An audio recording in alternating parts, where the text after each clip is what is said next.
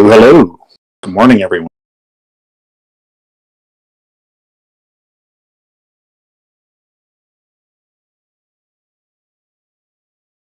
Good morning. I'm glad that somebody asked. Like within the first 5 minutes, somebody was like, "Hey, Mass Gamer, you got any astrology for us?" Yeah, I got some astrology, but it's unfortunately not good news.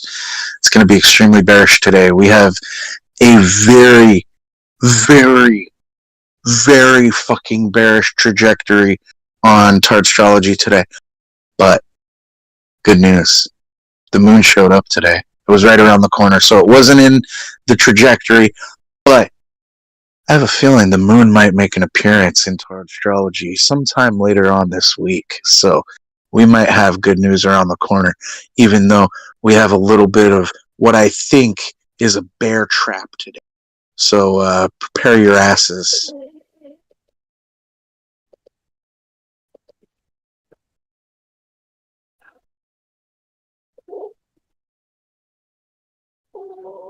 Hold on. Hold on. Enum, your mic's open, buddy. Sorry. No, it's okay. What's up? Good morning. How you been? Not much. Just trying to keep my dog at bay here. I think he wants breakfast. I get that. But play-wise, I'm looking at getting into some more Boyle today. It looks like it's going to open up around the 320 mark. Pretty good entry price. I'm also looking to sell some more cash secured puts on looks like Neo, Tilray, Lucid, and then I bought some shares in a company called Health, Hotel Lima Tango Hotel, HLTH. It's a long-term play in home healthcare and diagnostics. And I also bought some shares in Fiscal Note. They're a company that provides business intelligence to government and the C-suite, and they recently announced they're going to be incorporating ChatGPT into their offering as part of their services. So I think they have some potential there. And probably going to be playing some SPY today. I don't know whether I'm going to play it up or down yet. I'm going to see what happens when the market opens. And those are my plays.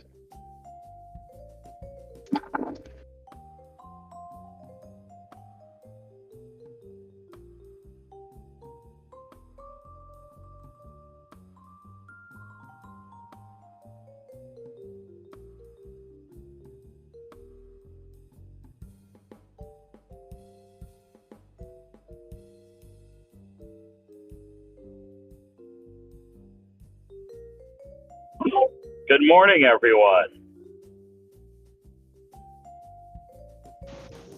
Hello. Morning, Scald. How you doing? Happy Monday. It's Monday, right? Sorry. I gotta ask sometimes.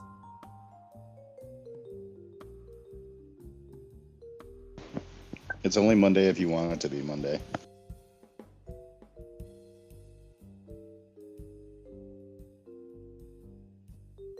Yeah, I upset people in the drive-thru sometimes when I tell them to have a good weekend and it's like a Thursday or a Tuesday. I'm like, weekends are different than yours.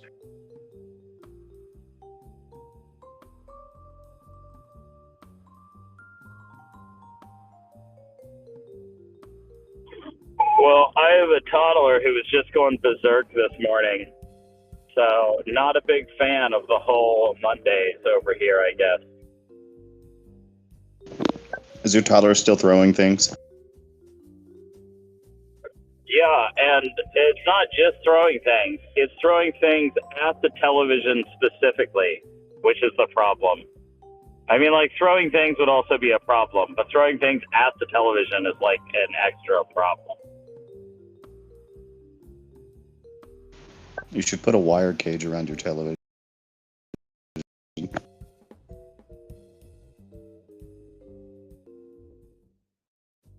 I also thought about mounting it on the ceiling.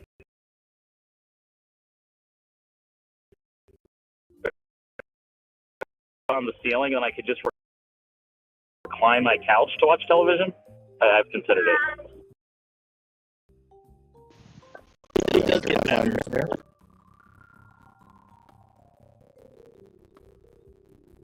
Anyhow, I was gonna say it does get better. Scald. I hear you and Party talk about like toddler and baby woes, and they do get better at life. Yeah.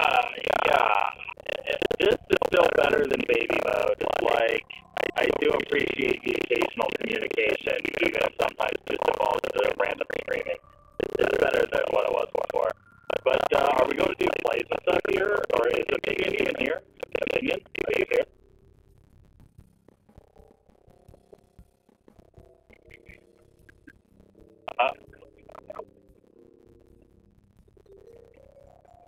If anyone played energy with the oil cuts, we haven't brought up that yet. I see a bunch of energy stocks pumping. There's anyone holding anything? XOM calls that I'm hoping to exit today. Hell yeah! No, that's a smart idea. Good for you. I had those 405s on Friday. Paper handed those just a little bit. I should have held on to them just a little bit longer, but I took the gains from the 405s and rolled that into 428s for 428, which they were doing good at market close on Friday as well.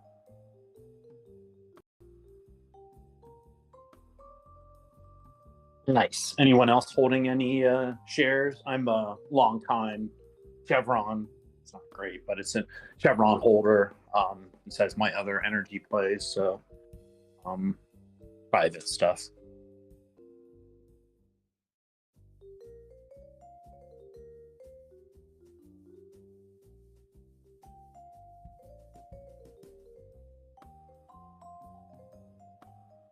I've got the Brazil ETF, which has a bunch of oil stocks in there, but it's only up modestly. And I think you were buying that even all the way back to the election, maybe? Was that you? Yeah. Very nice. Well, up modestly is not down, so that's good. And from the comments, we've got someone trading PCT $5 puts for August 18th, DVN for $60 long.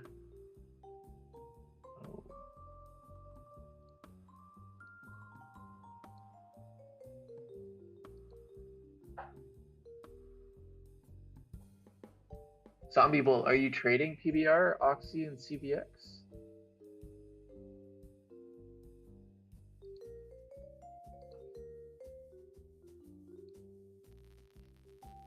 No, he's just typing tickers. Nice. T-Prince, sorry, what is this WWE 8K? Apologies if I missed it because of my headphone issues.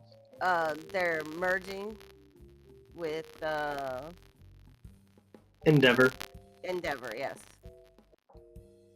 So all of those that were doing the WWE play, it looks like their patience is going to pay off. Ah, very nice. And since you mentioned Endeavor, I thought it only right that I bring up Jim Cramer and that he is, his agent is Endeavor. But anyway, aside from that, he tweeted over the weekend about Polestar saying, I don't believe in these guys, and then had the balls to then tweet about Lucid and the fact that if only they could stop losing money. Watch. Now they're gonna get an influx of cash because of this shit. They're just gonna, like, something's gonna happen. Watch. Because Jim Cramer is just an inverse like, you gotta inverse this motherfucker. Every time he opens his mouth or tweets, you gotta do the exact opposite. Is that good news for you? Are you still holding your Lucid? Oh yeah, I still got 275 shares strong. Ah, very nice, very nice.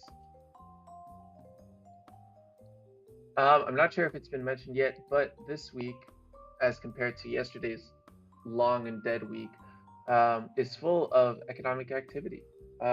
We have manufacturing PMI this morning at 9. Job openings tomorrow. Balance of trades and non-manufacturing PMI on Wednesday.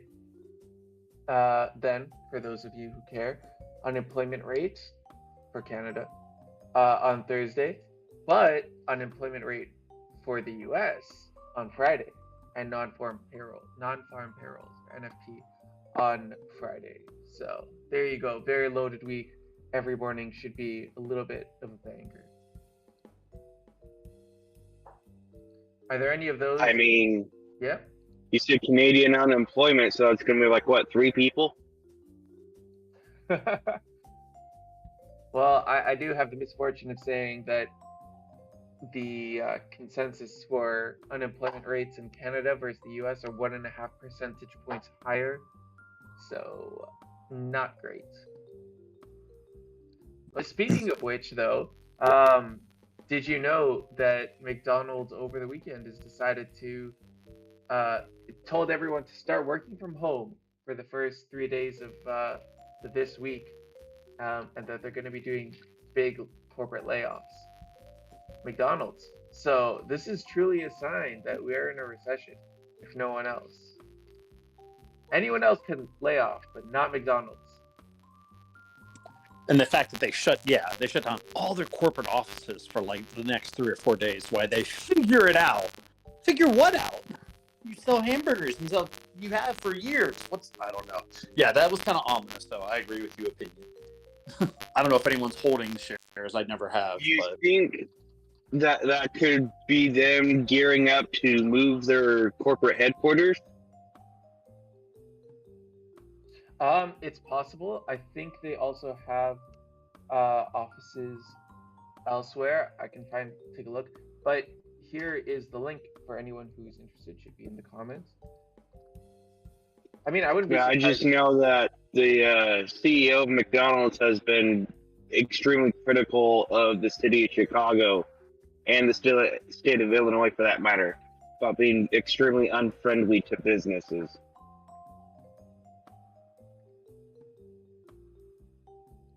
Interesting. It's odd though. I mean, like their head office can't comprise of that many people compared to their restaurants. So either way, Yeah, it just but seems like a none of the seems like a restaurants Weasley are way. actually. You go ahead, Skull. Oh wait, that was that Skull? No, that wasn't. That was Skull. Monkey. That was- Sorry, I was just going to say, it seems like for someone who's unfortunately laid off people, it seems like a real Weasley way to not face people. You know what I mean? The way that they're doing it. So regardless of I agree, they don't have a good corporate MO, but the way that they're doing it just seems very like, we're just going to do this by Zoom. Did that a couple year and a half ago. They were just like, hey, we're gonna have to do some layoffs, and if you're on the Zoom call, you're one of those people. Sorry. Love you, bye. Basically, kind of. Yeah, it was not nice. Yeah, I mean, I think you're definitely right there. That's the kind of the chicken crap way of doing it. But McDonald's itself actually doesn't really own the restaurants. They just basically the franchisees pay for the name. They actually have to pay for the cost of building said restaurant too. And so Walmart basically, I know it's been said a lot, is they're a real estate company that sells hamburgers. So they'll sell like the food products and that to the franchisees, who then turn it over and sell it to us. As I'm headed to one now for breakfast. An opinion. Sorry, not to get too far off, but do you want to talk about the paper trading thing right now? Why everyone's on looking for plays? Probably a good advertising time. Sorry. Oh yeah, absolutely.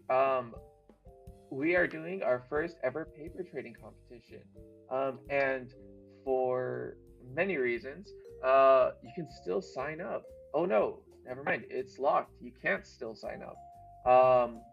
That being said, Tickets are sold out. Sorry, everyone. exactly. I would, stay tuned. I mean, it's really exciting. This is the first time we're doing something like this, so it'll be interesting to see kind of what happens. I don't know.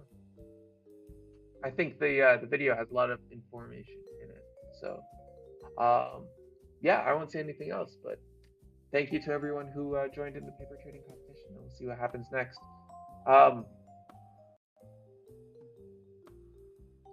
Saudi is cutting $500,000 or 500,000 barrels a day. Zombie Bolt. Bearish on oil, or sorry, bullish on oil.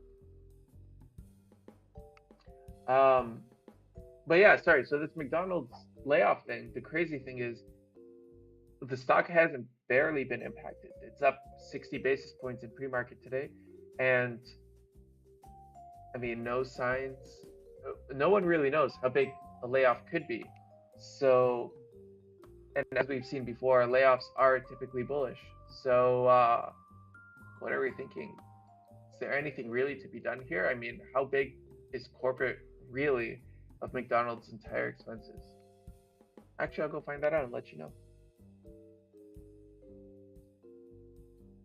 Yeah, it's probably a lot because you're probably paying a lot of these office workers upwards of $100,000, and then you're paying your burger flippers $15 an hour or whatever it is. So, like, I imagine riffs at the top end would be pretty effective for operating margins.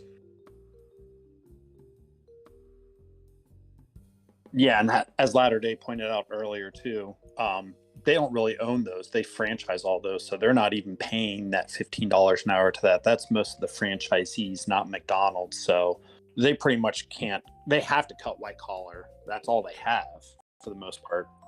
Yeah, that's a really good point. No, and again, it's strange like that, but they developed that and obviously have done very well with that model.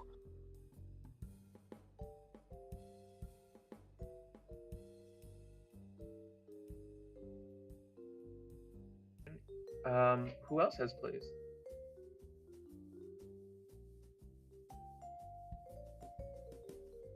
I gave you all but one of mine. I'm also going to be loading up on JEPQ since the ex-dividend day was the beginning of the month.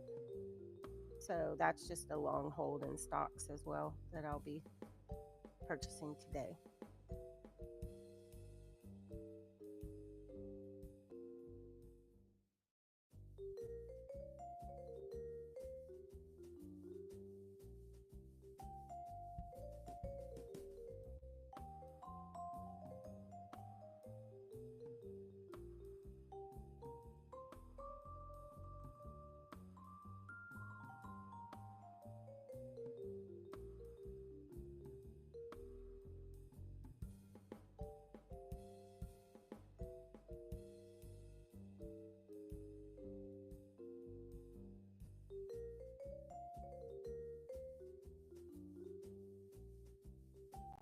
I will say something that's been annoying their app right now is that for some reason it'll say, oh, you still have an order. Like right now I can't place a new order because it says I still have to pick one up, except I don't have another one in the system right now.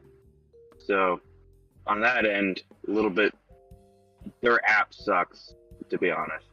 What, McDonald's? Yeah. They're pushing that app usage so hard. I a lot of times after tennis, I break down and end up getting a large Coke to reward myself. And it's always like, if you ordered this thing through the app, you get it for free or something like that. Or you get all these like points you or can whatever. get points in that. Yeah. But I mean, that's the thing is like, they'll say, oh, will you be using your mobile app?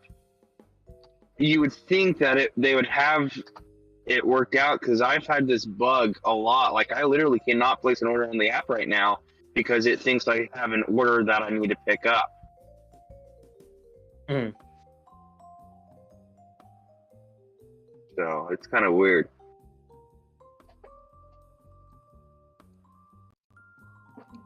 Well, just before we move on then from McDonald's, I took a quick look at the numbers, and as of their last annual report, 38% or so of their revenue came from company-operated restaurants versus franchisees.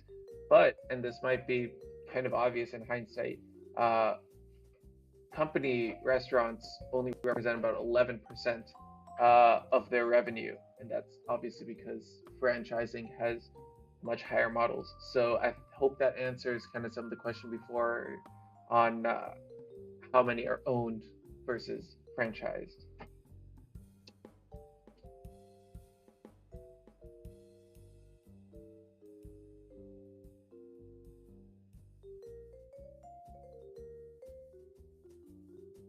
Sure, this is a Wendy's. I don't know what you're doing. Hey, sometimes, it's good to check out the competition and try sneaking a Big Mac into the break room, and who knows, maybe you'll end up with something better than the Baconator. Yeah, there, I said it.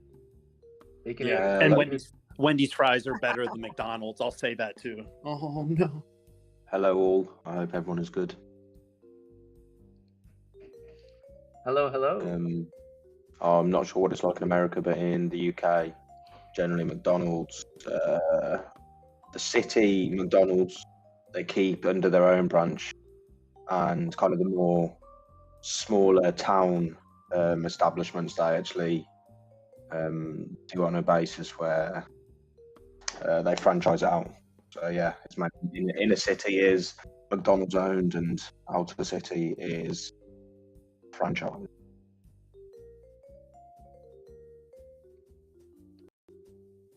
Oh, hey, here's something If you're interesting. curious to know what kind of hick town I live in, I just saw a guy pull up to the McDonald's drive-thru in a side-by-side.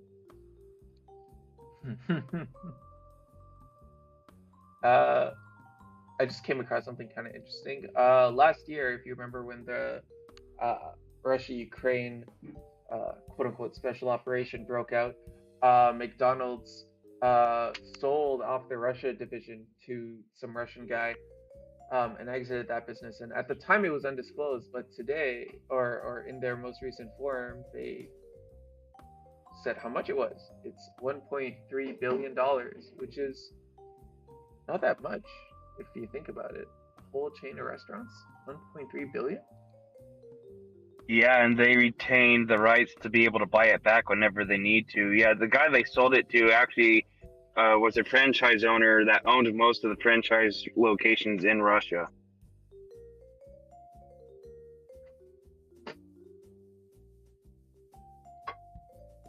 Very interesting. You got to wonder how much that guarantee of being able to buy it back is really worth. If it's worth the paper it's written on. But anyways, let's not get too caught up on McDonald's. It's a bit of a boomer play. Do we have any actual Wall Street Bets plays? I mean, the WWE one was great.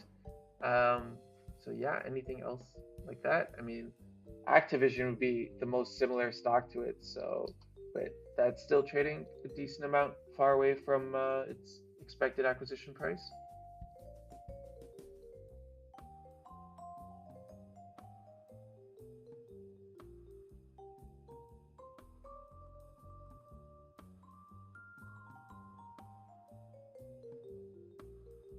I got 6-month puts on UUP,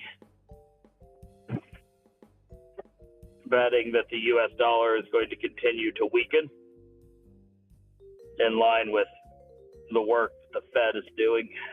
But we'll see if it's true. We'll see if that happens.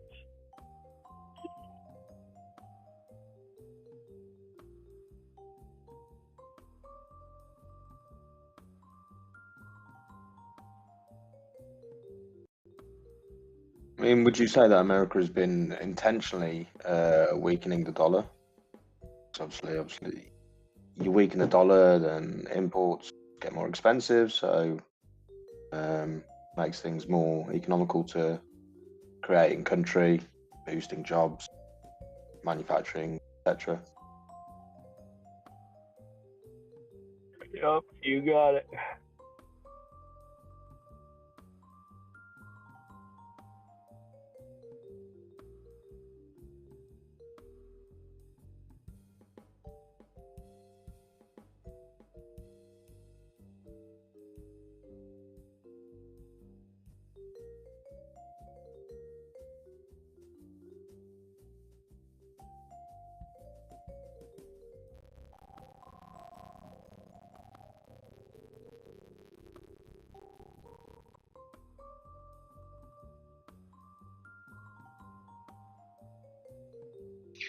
Let's see if those 350 BlackBerry puts that I bought that expired Friday print.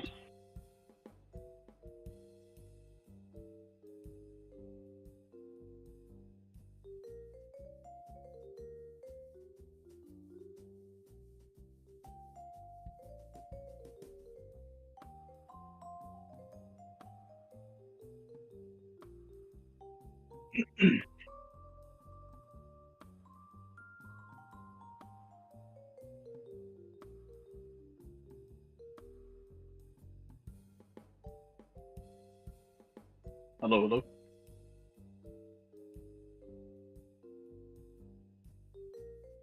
Hey everybody. So sorry, I'm at work real quick, and I just saw the news for the WWE sale. I just want some advice from you guys as to what to do because I'm a little confused on it, whether I should or shouldn't go long or short on it.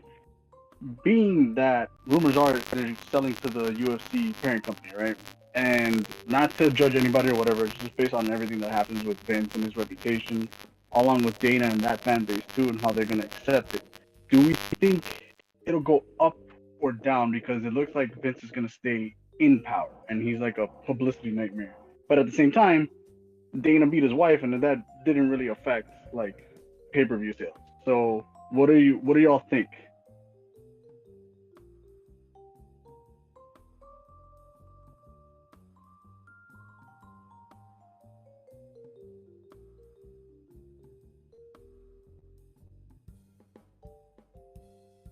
Morning, everyone. Good morning.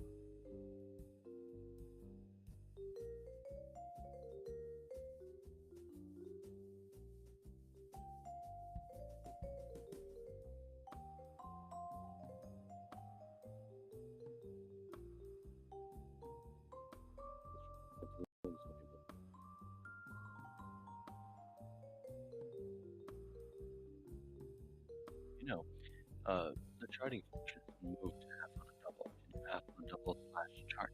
It'll same function as the options on hard direction like faster. Hey, Hardy, you're pretty distant, and I think we may have missed that first sentence or two. Sorry. Just a note I'm for good. I Zombie thought it was Bull. just me. Yeah, okay. Just a note for Zombie Bull. Options.harddirection.com is now reproduced on halfonadouble.com/chart. All right, cool.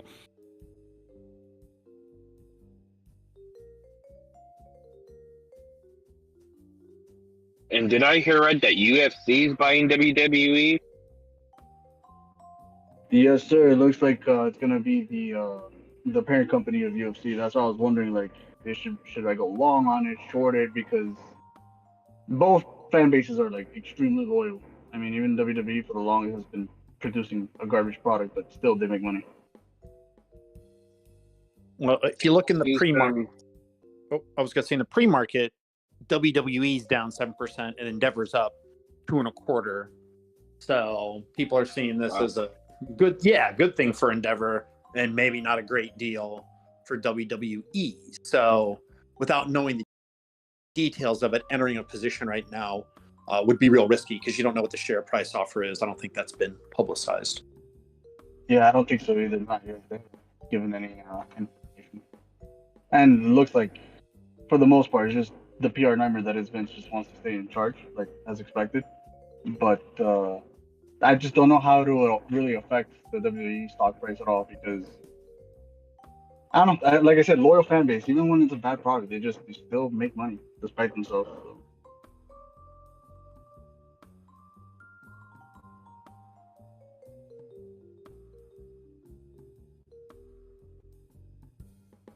They did mention 13 billion as the sale price or the offer.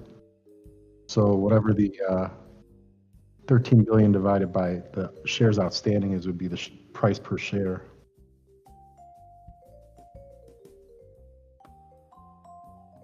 Thank you.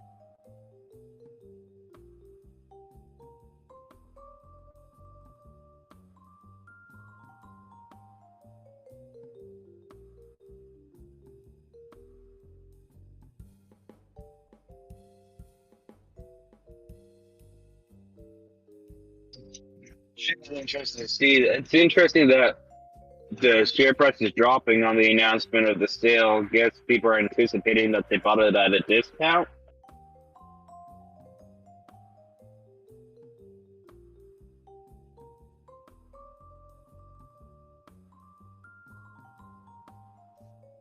Looking into it now to see if there's any more music to pick up. Dirt sheets are pretty good at getting a scoop.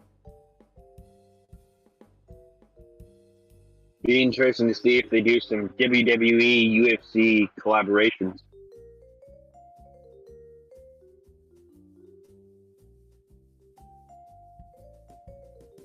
Would be interesting, and it would put two fan bases together and introduce one audience to, let's say, a UFC fighter, and another audience to like a wrestler if they didn't want to wrestle.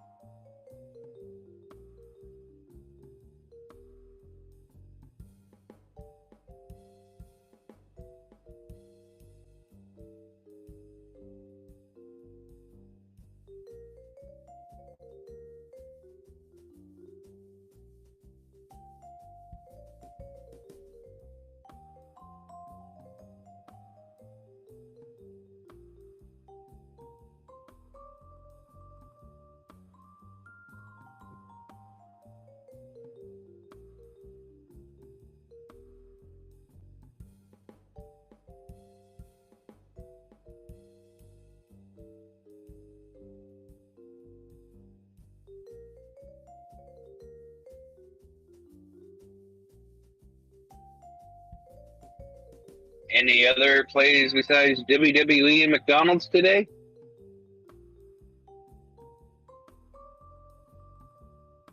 You can all in the absence of plays, you can always short puts on GameStop.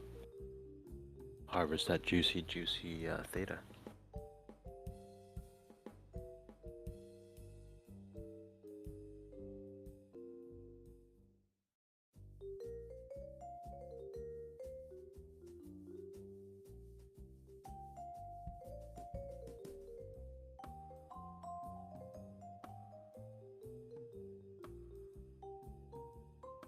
Employment, several. The whole premise of half on a double is just a place where I can put the plays, because I think now 2 weeks ago Reddit temporarily canceled me.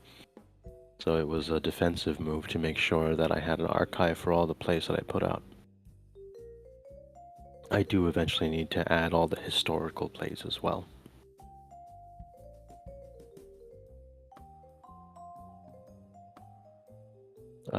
Delta neutral and gamma max are basically the prices where a hypothetical options portfolio made up of the option open interest have either a combined portfolio delta of 0 or a combined portfolio gamma at the highest point.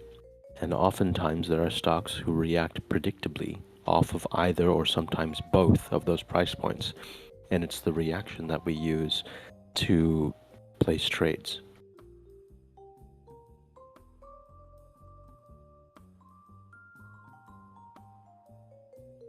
Okay, yeah, I got a little bit of extra details over here.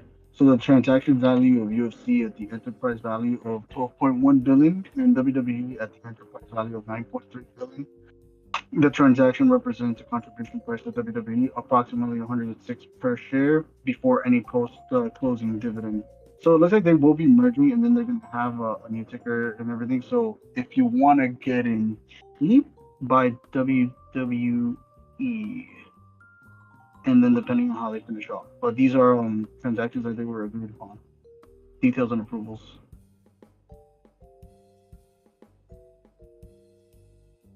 Yeah, under the terms of the transaction, existing WWE shareholders will roll all existing equity into the new entity that will be the parent company of UFC and WWE. It looks like it's going to be called NewCo, until its name is later announced for the stock exchange under the ticker symbol TKO. Hold on. Fucking hilarious if the ticker symbol is TKO.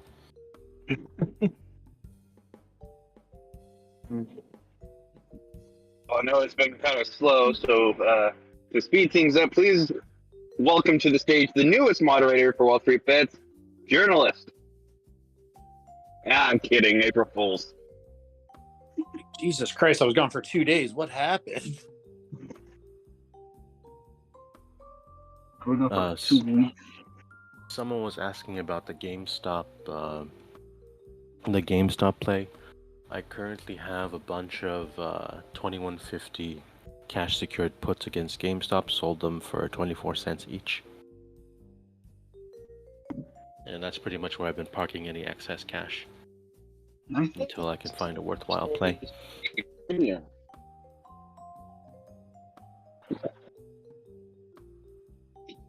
Are you trying to get those exercise and looking to add to your position then? I'm willing to buy more shares at 2150 and be paid for doing it.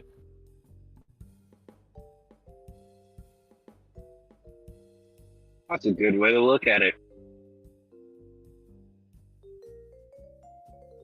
He's got the best ways to look at the market, to be honest.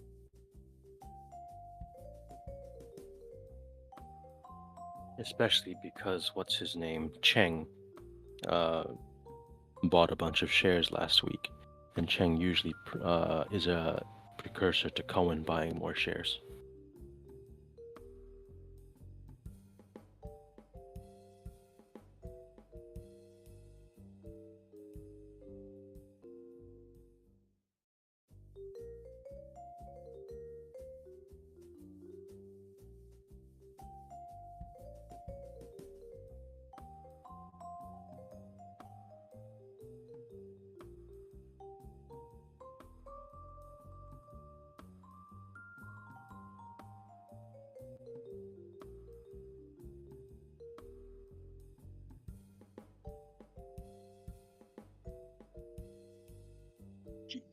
Are we all just waiting for the economic news this week to figure out what we're going to do? Anyone got moves on SPY this week? It's actually curious that they're announcing the official unemployment rate on Friday.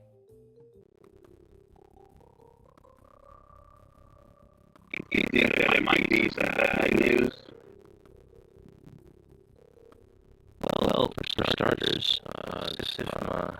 Let's see what's the holiday schedule on the SIFMA.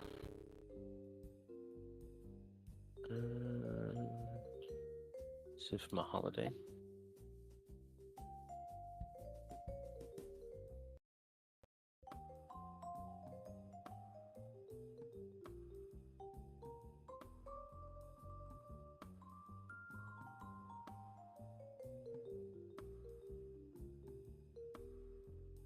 Oh, interesting. So SIFMA changed the recommendation from a full close to an early close to accommodate the release of unemployment data.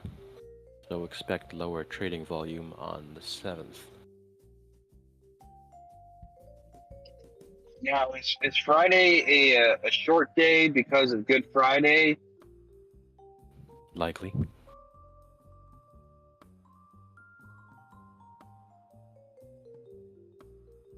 But it will be open. For now. Interestingly, this batch of options expires on the 6th. So Oh, you're right. roll them over on Thursday.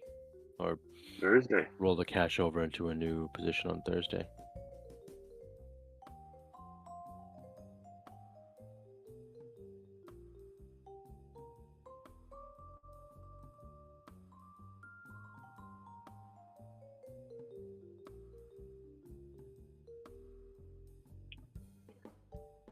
So, question, folks. It looks like I've got a flat tire. I'm losing about 1 psi for every 3 or 4 minutes of driving. Should I just try to drive it straight to the tire place, or should I stop to put air in it? How far to the tire place?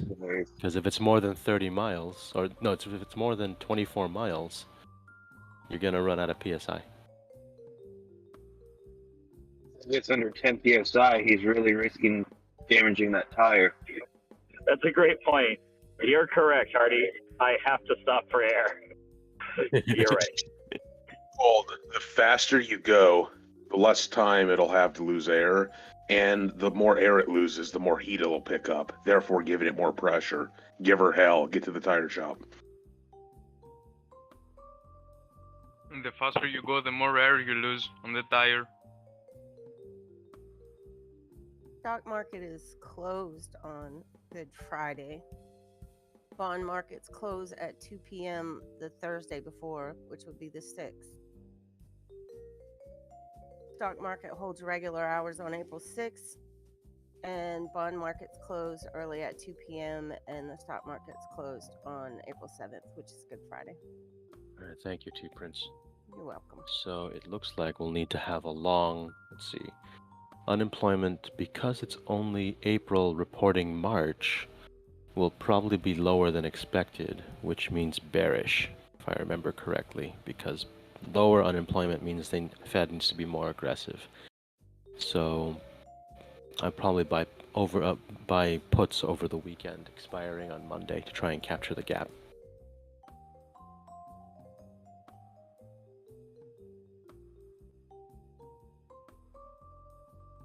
Yeah, so let me write up the quick blurb onto, pardon me, onto half on a double, and maybe cross post to Reddit.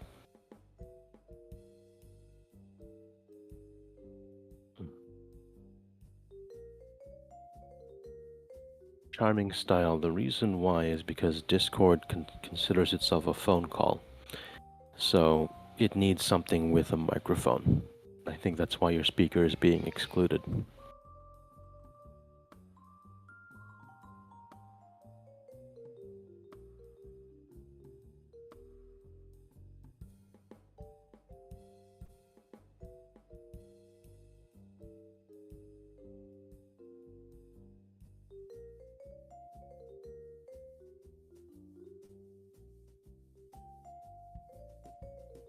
See, it's interesting you say that, Mr. Biz Success, because this microphone is a cheap-ass piece of shit from Amazon that costs $18. It's your voice, Hardy. Give yourself credit. Mine's a Razer gaming headset. Oh, there you go. Yeah, I'll drop the link in the chat. Didn't you get a mic from Reddit? Yes, and then it was promptly stolen after it arrived. Ah, Porch Pirates. I know, right? That being said, you should check out this mic I just found on someone's doorstep.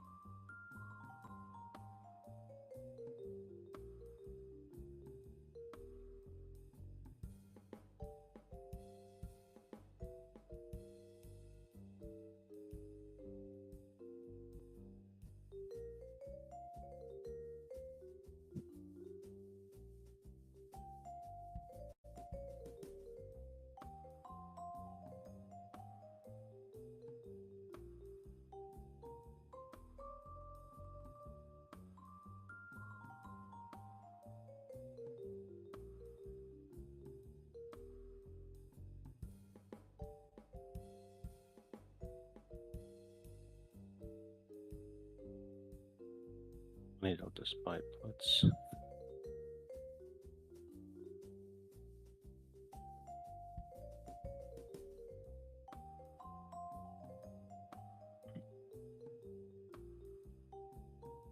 On Thursday or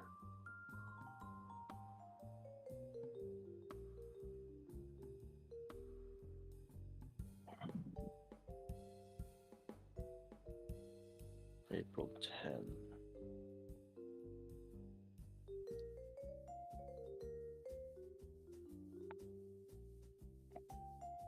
All right, so I just put down in the comments, I want to emphasize this is a degenerate gambling play. Unemployment data comes out on Friday. The expectation is, for me, is that unemployment rate will be a surprise and lower than expected. And this is largely because layoffs come with severance, and when you're on severance, you typically can't file for unemployment. And so,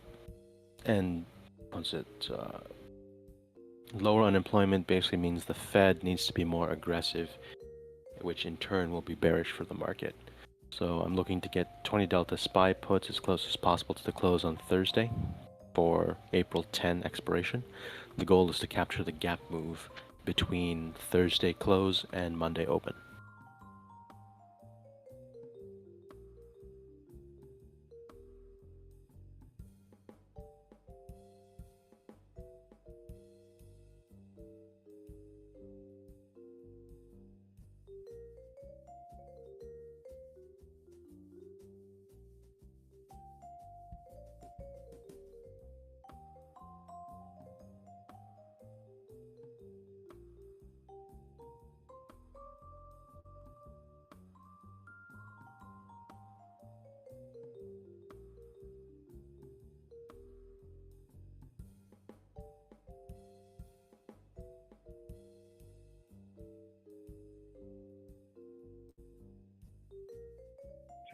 After consulting with you guys as well as the chat, I've decided to try to make it to the tire shop before I run out of air.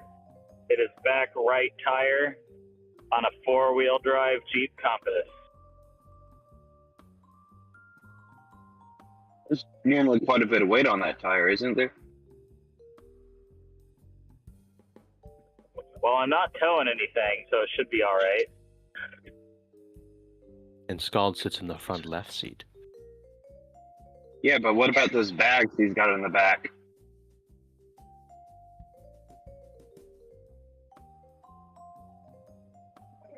You think he Oh my carries his God, my pay bag Disney, with- my Disney shares are weighing it down. I think my average cost on them is somewhere around 140 or 100. I think it's like almost 150 a share. My Disney Ouch. bag. Yeah, it's brutal. So Anita is going to Disney World in May. She'll be reporting back to me the state of Disney World. We'll see how that goes. We tried booking a bunch of the medium to higher end resorts. They're all booked full, which I found surprising.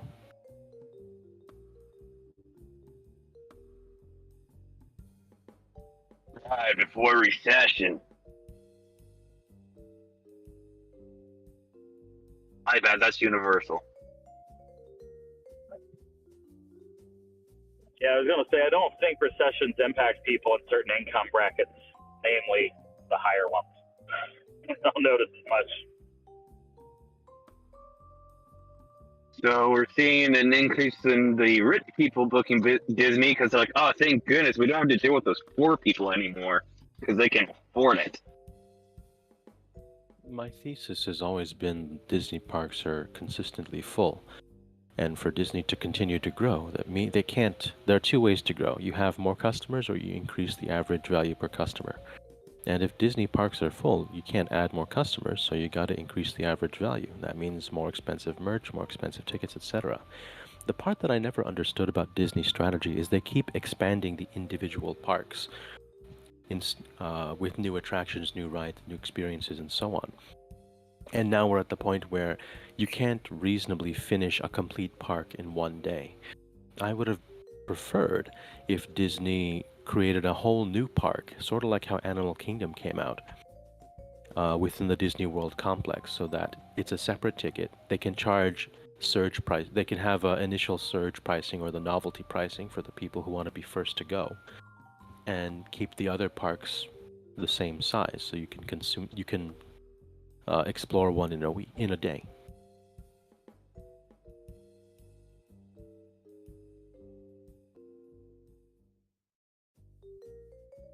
My opinion, but of course, I don't think Bob read my letter. I'm also very bearish on the fact that they killed their metaverse play. I mean, Who else? Okay, what other companies have an active metaverse department? They probably would be prime for shorting, especially because the court case in Europe surrounding Meta has now officially on record admitted metaverse is just a VR chat. Oh, geez. I was just saying that if anyone could manage to sell tickets to digital experiences, it would be the Disney Corporation. Oh, no doubt. But I don't think Disney would want to host it on another platform. I would think they'd want to build that in-house. Oh, I agree, which is probably why their next generation storytelling team has received no cuts, which is like, it's stacked pretty high with former gaming execs over there. So, I mean, hint, hint, it's probably what they're doing.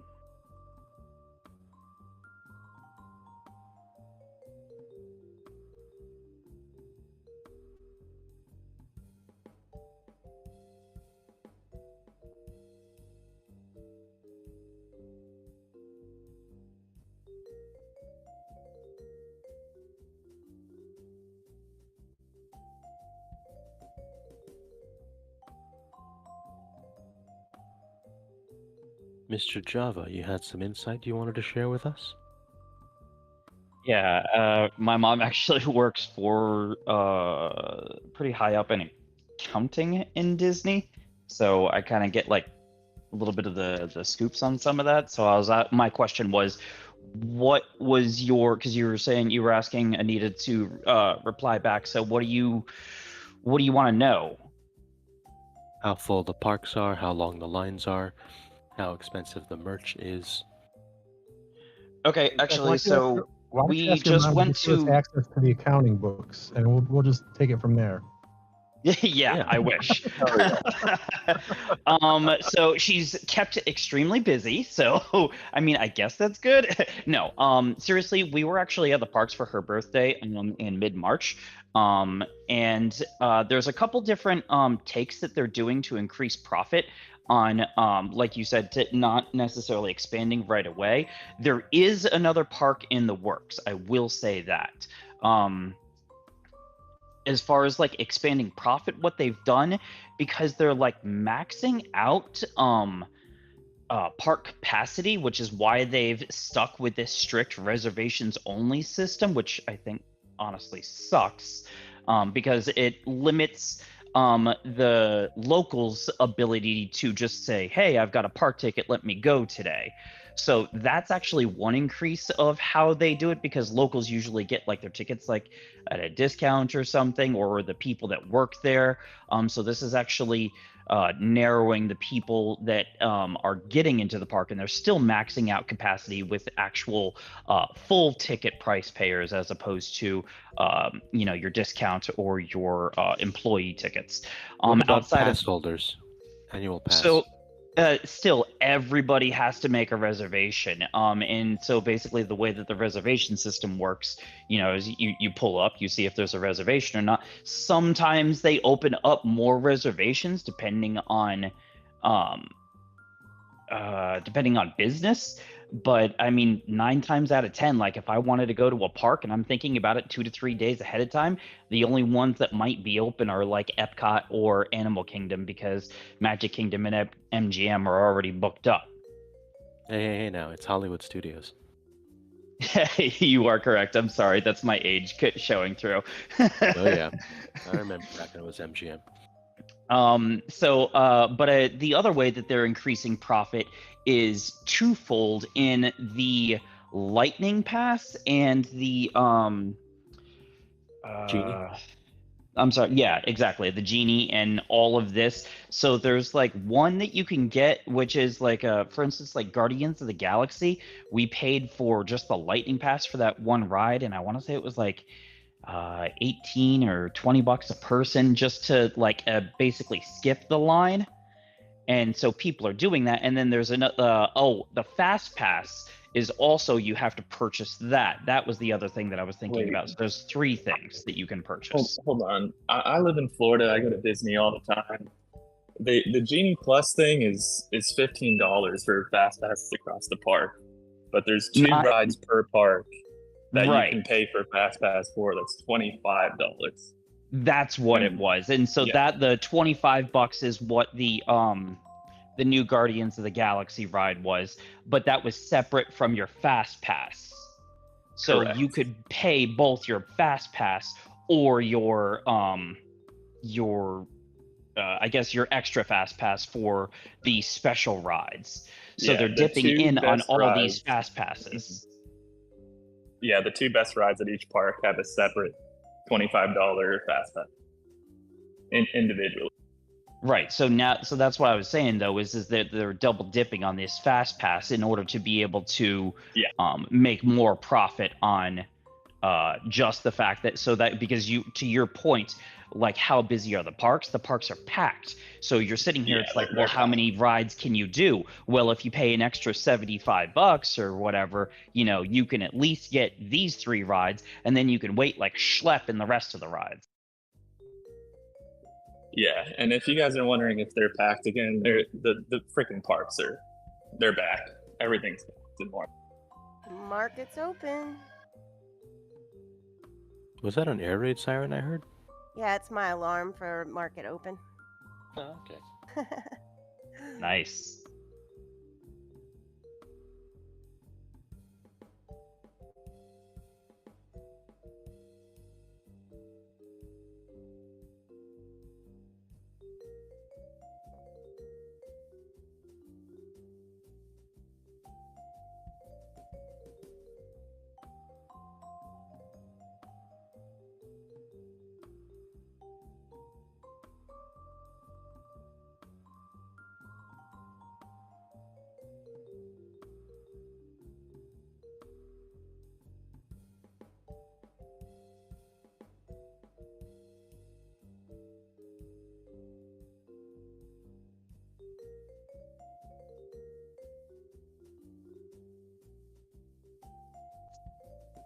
Right, so we're bullish on oil now, right? After OPEC made the cuts over the weekend. It's only It's only a million barrel cut, right? I thought it was 2 million because I think it was 500K. Well, 500K from Saudi alone, right? It's a total of like 1.61 million per day between all of OPEC plus. So that includes Russia. No, that doesn't. Okay, right. So it's like 1.6, and then Russia did 500K earlier the year. So it's okay, yeah. No, it's combined. They're part of OPEC plus. They are part of that.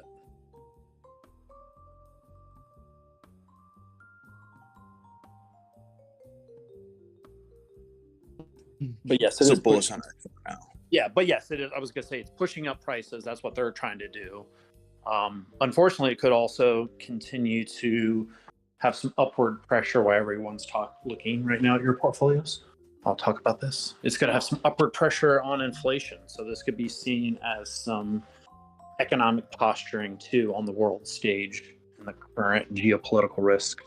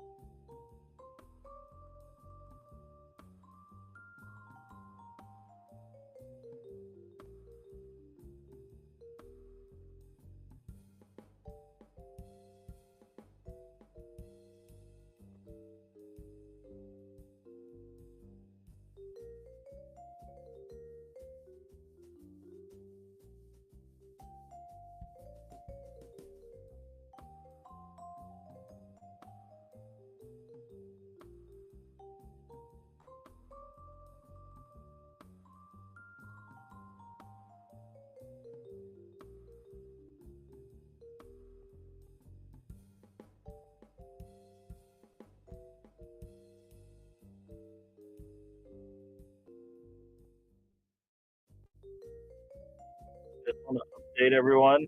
Once I got onto the freeway, it started leaking air less slowly, or more slowly, I should say. And I have made it to the tire place successfully without stopping. Yay.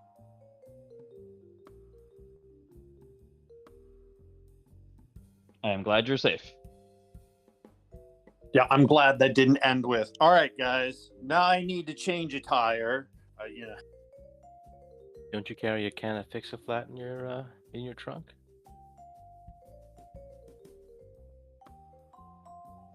You will after today. Doesn't he have a spare? I know Kias they don't put spares in their cars. I don't know any cars that has an actual spare versus the donut. And even then, donuts are going away. Yeah, unless you have like custom rims. Jeeps come to mind, like they've usually got something extra on the back. Yeah. But then you got to buy that extra. You got to buy that extra one. But with him having a Jeep Compass, he probably has a donut, like you're saying, just for the sake of saving space. Sequoia has a real tire. Current year? I got a donut. The Compass has a donut in it. I wish it had the real tire. If I had like a different model Jeep, I'd probably have the real tire on it. Ram truck has a real tire for the spare. And that's Stellantis. That's Stellantis. I was gonna say, bring it back to the market. Thanks, Gino.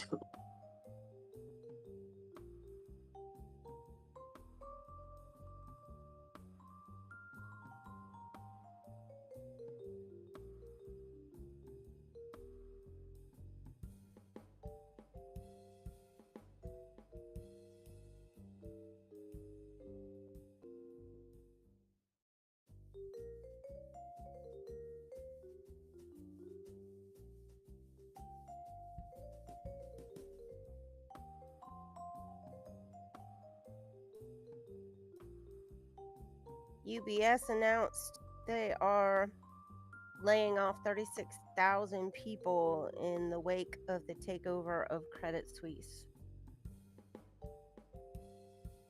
Probably all the Credit Suisse employees. Right? Yeah, that's not surprising at all. There'd be so much overlap, like just redundant employees. Like basically what happened with tech. Finance not gonna let that happen, generally speaking.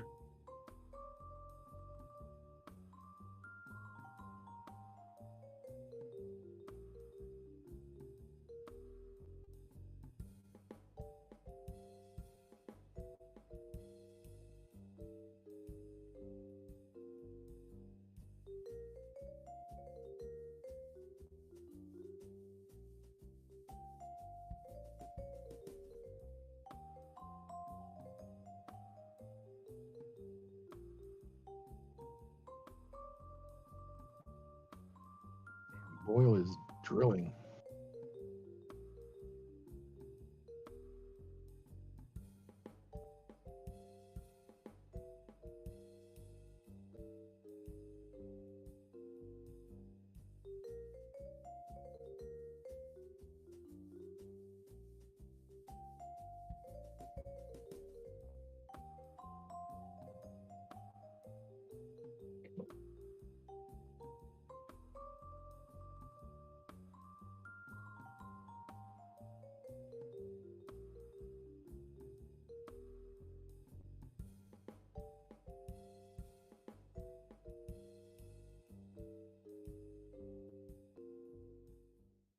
Artie, question for you. Are you holding Google puts right now? Do you still think there's headline risk with them? No, I got out of the Google puts. I have Because the memes about Bard haven't tanked the company any harder, so. Yeah, I sold TCs expiring Friday on Google at 111, and I don't think it's even gonna get close to it. Yeah, it seems range bound now, which I guess I'm okay with as a shareholder, but I always look to the way you're playing hard because I know you look just strictly by the numbers. So it's always good to get validation or rejection. So thank you. I mean, it's okay. I know you. I don't take it personally. I trust your knowledge of the math, and it's always good to get, again, a different perspective. So, thank you.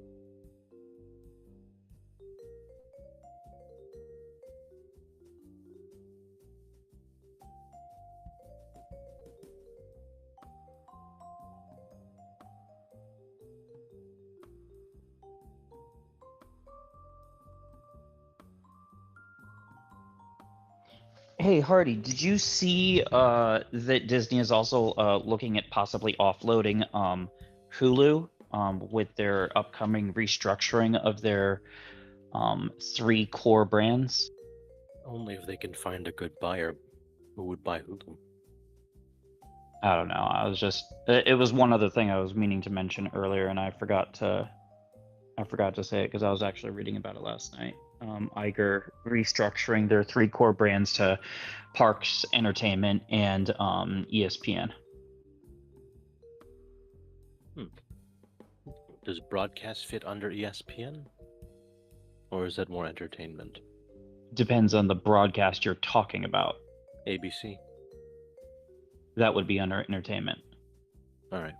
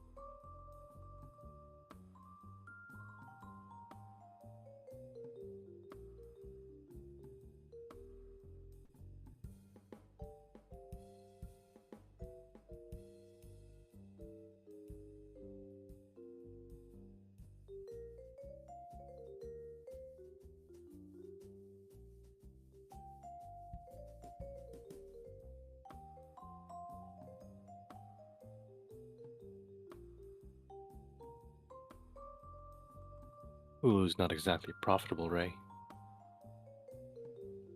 I believe you're correct.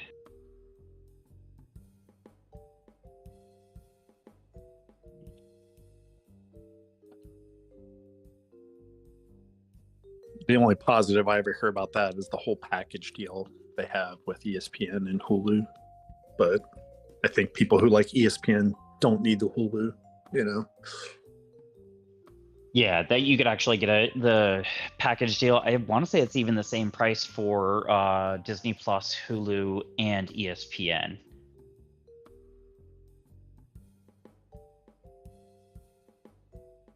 I get it. Could cover all your bases, but Hulu's not needed as long as you have internet. For the most part, you can watch whatever.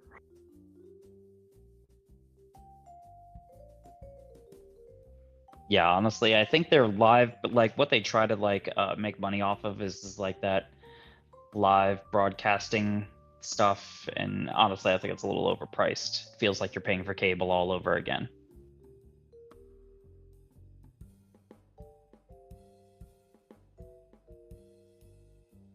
They've got like some $60 package or something like that, if I remember correctly. Yeah, and the only stuff you really want to watch live is going to be on ESPN Plus anyhow, for the most part. That is true. By the way, go UConn. I will be rooting for them tonight.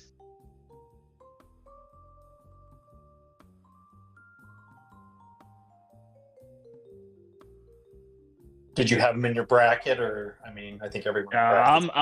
Dude, I was born about 15 minutes away from there, man. I'm so sorry. It's all You're good, old man. enough to know MGM Park, and you were 15 minutes away from Yukon, I assume stores. It was basically a dairy farm back then. Actually, to be completely honest, it was a little more than 15 minutes. I was in Groton, Connecticut. My dad served 20 years in the Navy. Yeah, that makes more sense now.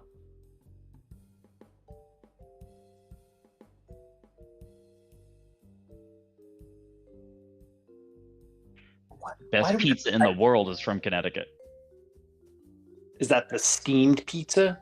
You haven't been to No, actually, New Naples. Haven.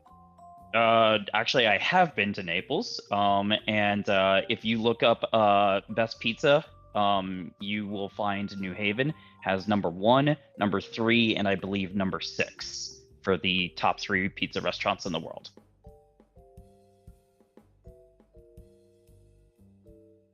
Very well.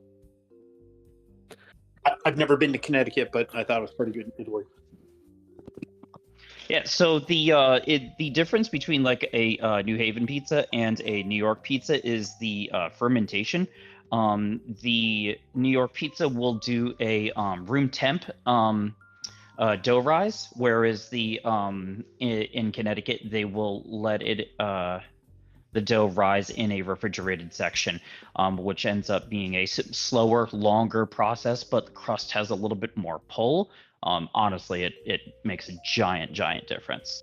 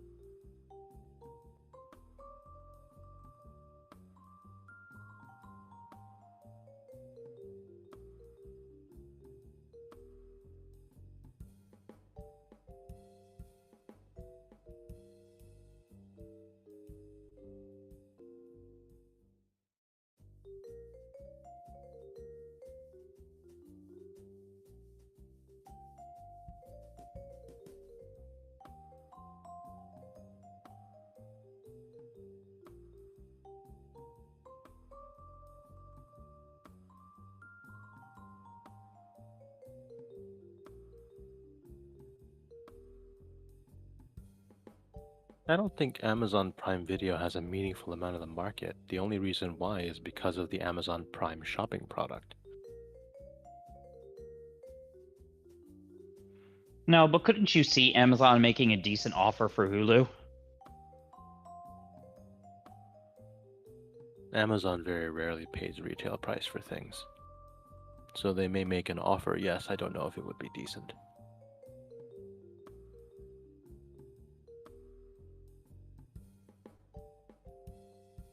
And don't they pretty much have that anyhow with the Amazon, the stick? Didn't they have that anyhow? Yeah, I was actually talking about more of soaking up your smallest competitor, but largest profitability if you wanted to soak up a competitor that you were able to.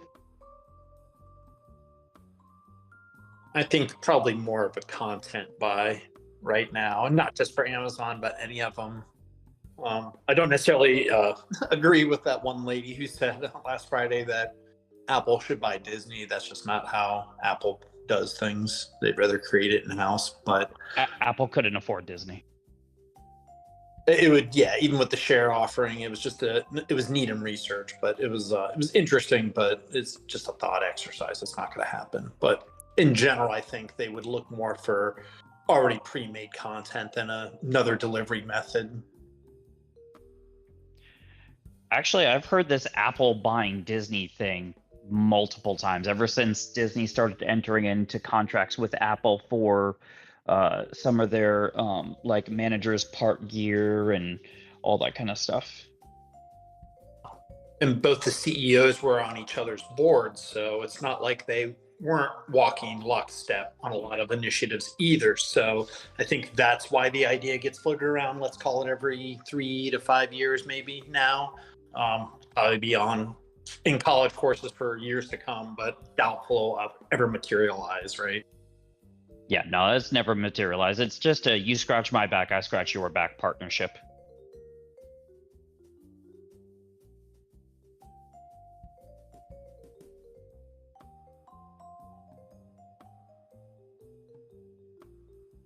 Dusk Masterify, yeah, the WWD conversation happened about half hour ago, 45 minutes.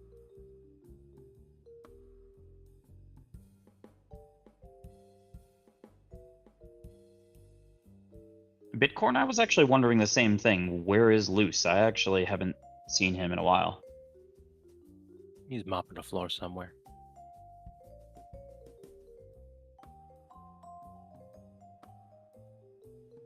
Justin, I've been bullish Nintendo for longer than almost anybody.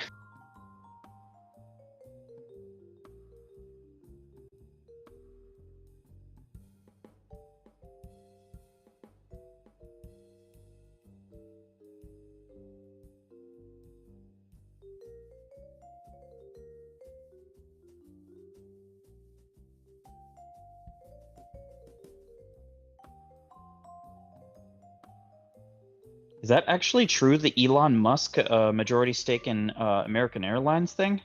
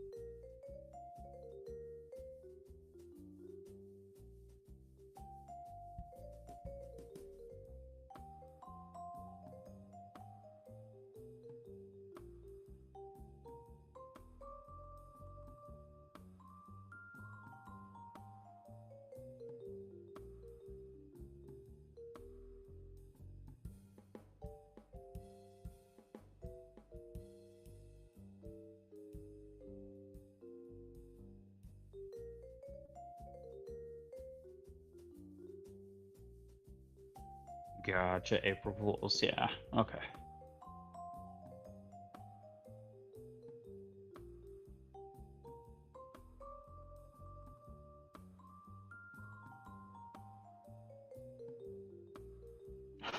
No worries.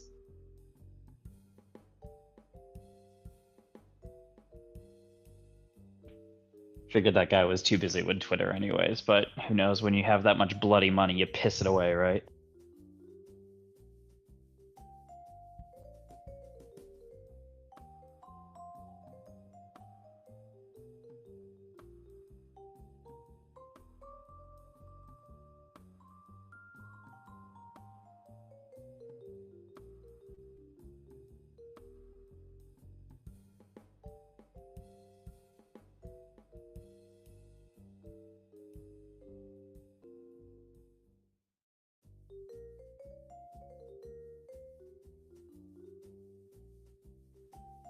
Ray says, why would Disney give up Hulu? Consolidation. Iger stepped back in as CEO, and he's basically restructuring or consolidating the entire company into 3 separate brands: entertainment, ESPN, and parks. Or not 3 separate brands, but 3 core brands in which everything should fall under that. They were contemplating getting rid of Hulu if they can find the right price and right buyer, because apparently it hasn't been as profitable as what their investment should have been. In my honest opinion, I felt that they should have just bought the damn thing out, got rid of it, and soaked up the content in Disney Plus. I think that would have added subscribers to the Disney Plus concept instead of trying to do a package deal. I'm sure there's a good legal reason why that's the case. I don't think it's a technological reason.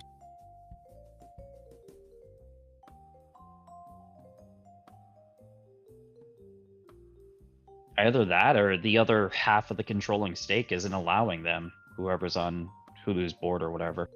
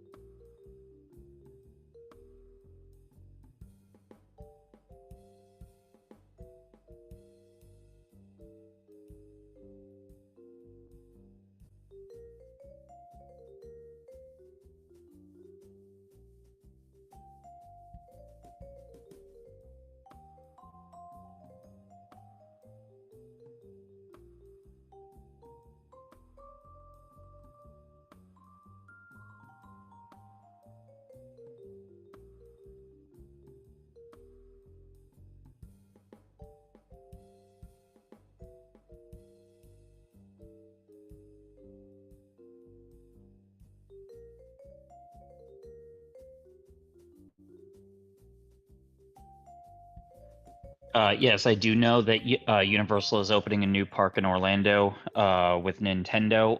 It's actually, I can't remember the name of the park. Yeah, but yeah, it's a large section of that park. And that's actually one of the reasons I was bullish Nintendo was, I mean, I'm bullish Nintendo anyways, but to the fact that they now have 3 theme parks, the merchandising alone on those 3 theme parks is why I was so bullish on Nintendo.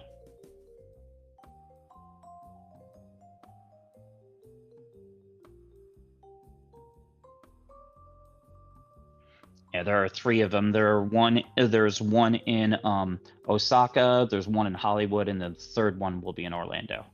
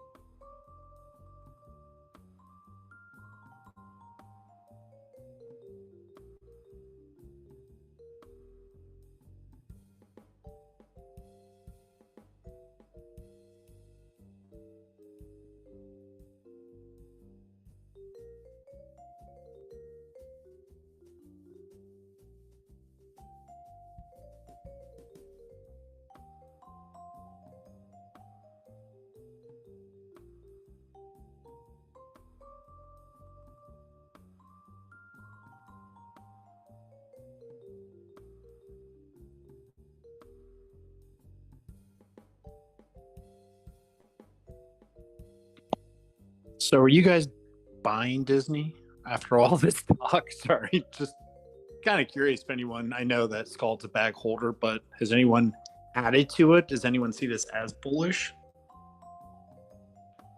With the upcoming recession, I'm actually staying away from Disney. Iger is actually a really good CEO, so I just think they'll kind of like maintain / go down. But I mean, I definitely think with the recession, I wouldn't make the play in it.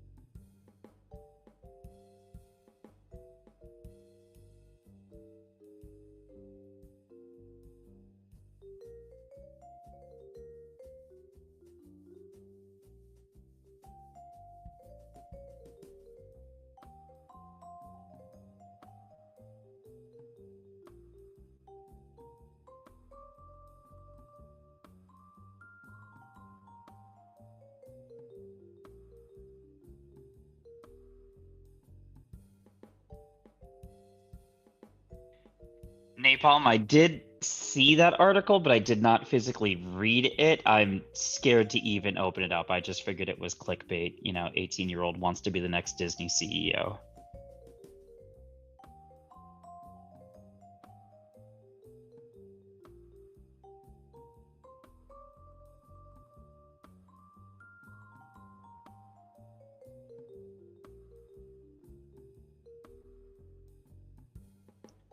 Z, no, I don't think anybody else was talking at the moment.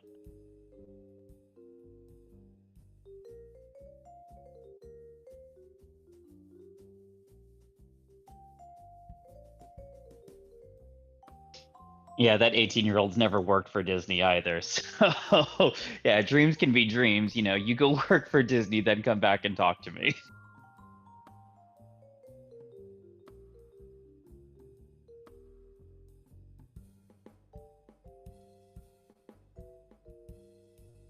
No worries, Z.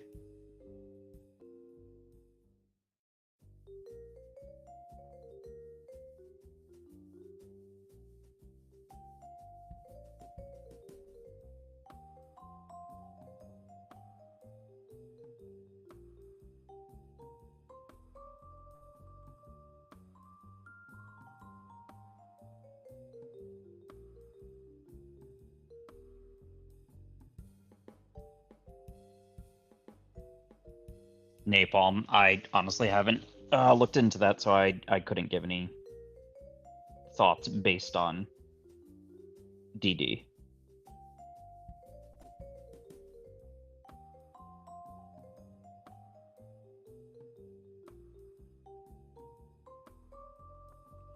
Napalm, there's a lot of things that Disney has messed up on that. I mean, Iger's good at structural wise, and I think that's why he was brought back. I mean, is he the end all be all? No. One thing I thought that Disney like really missed out on is, you know how Universal has the Harry Potter Wizarding World and the wands that you can wave and affect different things in the vicinity, and they'll like do some special effect or whatever. I thought that when Disney opened up the Star Wars land, one, it looks like a freaking desert, and like I feel that there's no ooh and ah to the entire area of Star Wars. And then two, I genuinely thought that they would do something with like a bracelet or something that would allow people to have quote unquote force powers. And I thought that Disney really missed the possibility and potential for massive profit on that. Instead, they just decided to let people make their own lightsabers, and that was it. And go ahead, Hardy. I also suspect Star Wars Land was meant to be an experiment, something that they could very quickly pivot off of in case it failed. So the fact that it's successful, I think, gives Disney the opportunity to iterate on top of that success. Sort of like how Avatar was an addition to Animal Kingdom. I'm going to be brutally honest, I don't think Star Wars was a success in comparison to the amount of money that they have dropped on it. Are you ignoring the Star Cruiser Hotel? Or are you including that? I'm not directly including that because it doesn't matter what hotel they open up, it's going to be packed. They're able to charge a premium for it, which is really nice. But I mean, as far as the amount of money that they've spent on the theme park itself, you're not getting that ooh and ah. Like, people are so disappointed with the product of Star Wars as opposed to when you go to Nintendo World or when you go to Wizarding World of Harry Potter. Those are drivers that people are like, I have to go there. Whereas the people that watch the videos for the Star Wars land, or section or whatever you want to call it, they're like, it's got a giant Millennium Falcon and there's a cantina, but that's it.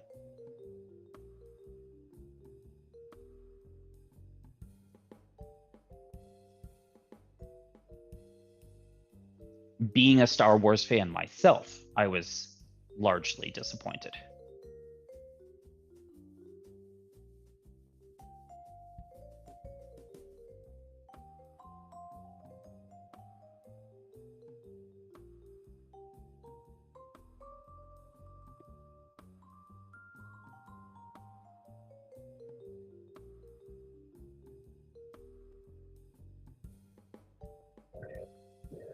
Yeah, and on that note,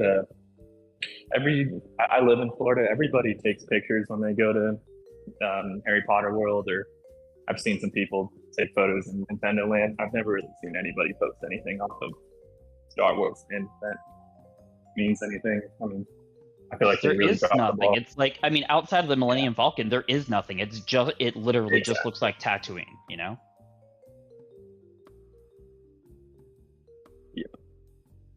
I mean, they could have picked so many other places in the Star Wars universe that would have been that would have drawn more attention to the ooh and ah to the eye. I mean, Cloud City for one. I mean, I know that's maybe not necessarily a central Cloud City would location. be pretty expensive to produce. Dude, like when you walk in Star Wars and you look at everything that's around you, it literally looks like they slapped up a bunch of concrete and painted it sand color. Oh, absolutely. And I will say one bad thing about Bob. He was the one that was there when they overpaid for Fox and overpaid for a lot of other things, the current Bob. So he's not always the best with efficiencies. So just That's a counter argument. No, and again, that's okay if he's there to clean up his own mess. You know, he probably wants to do that from a corporate standpoint. You know, the stock price did pretty well when he was there, but I think he may want to clean that up too. So give him credit also. Yeah, but he was better than Chapek. I mean, I feel like, again, this is, I don't know. It's all garbage in my eyes. You almost sound like a purist.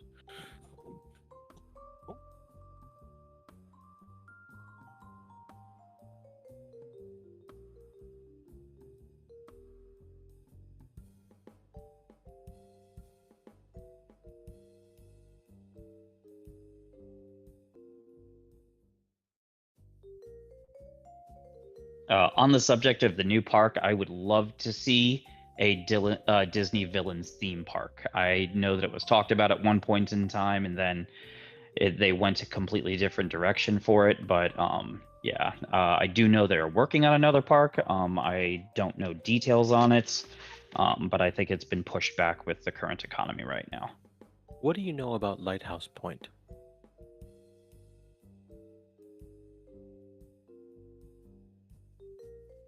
Honestly, nothing. Okay.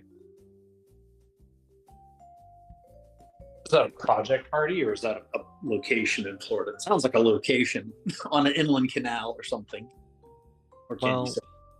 Disney Cruise has Castaway Cay, their private island, for cruisers to enjoy some time off the ship.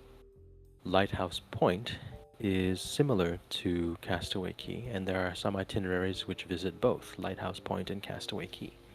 So Disney is keeping as much of the experience insular to the cruise line as possible, with only stops in Nassau to satisfy the provisions under the Jones Act. Huh, I am definitely going to look into that. This name is the one. There is a Star Wars burlesque show in New York. If you May 11th. If you want to see a Disney princess strip.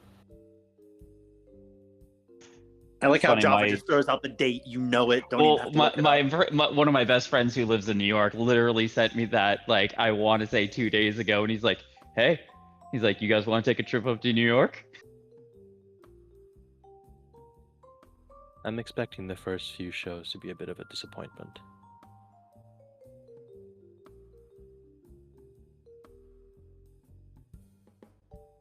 Also, I'm publishing the new Degenerate Play to Half on a Double. Website's rebuilding, so it'll go up shortly.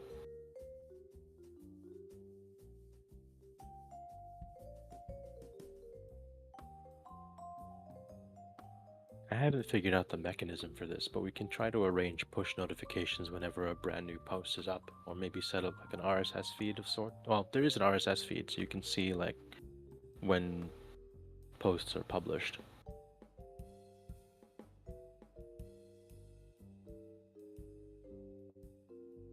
So again, that's you exiting any of those. They're usually about 8 or 9 positions, right? So you've already gotten out of some of those, maybe.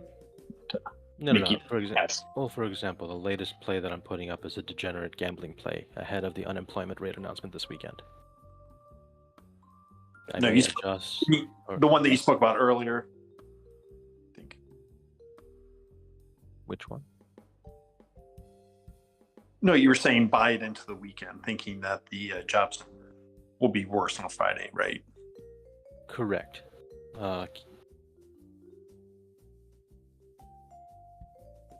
So that play, I wrote up a quick blurb, and I'm The website's currently rebuilding. It'll take about 12 minutes. Slightly annoying because of the way the build cycle works, but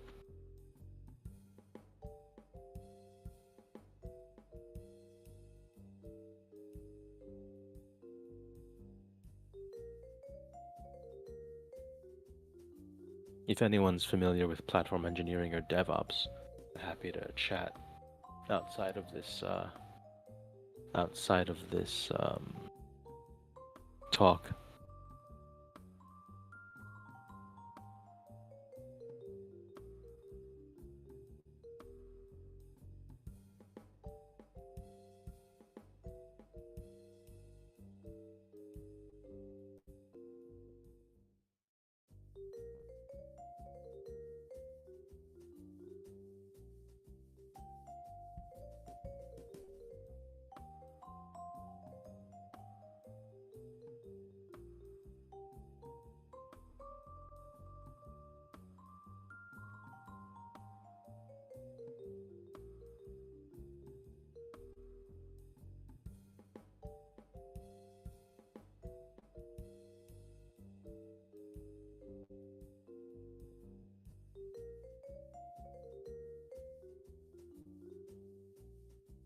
El Rey Uno, I'm currently using Gitty as my version control, tied to Drone for CI/CD, the continuous integration. The drone thing takes on average 10 minutes to run, and a large part of that time spent is rebuilding the node environment.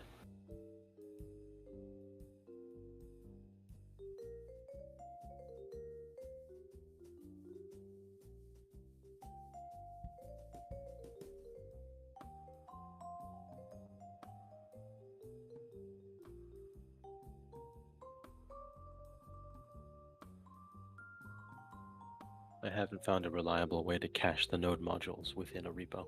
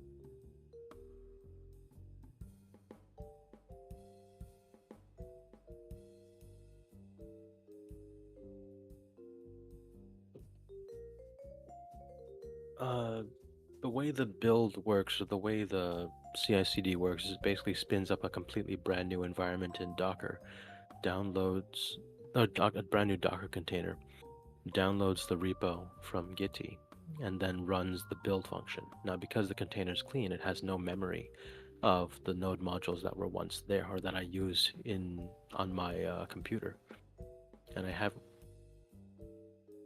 Yeah, so in theory, putting a cache would be a good idea, or setting up like a volume that's unique to the container strictly for the dependencies may be a good idea.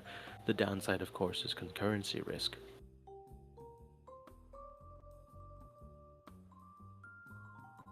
And admittedly, DevOps is not really my expertise.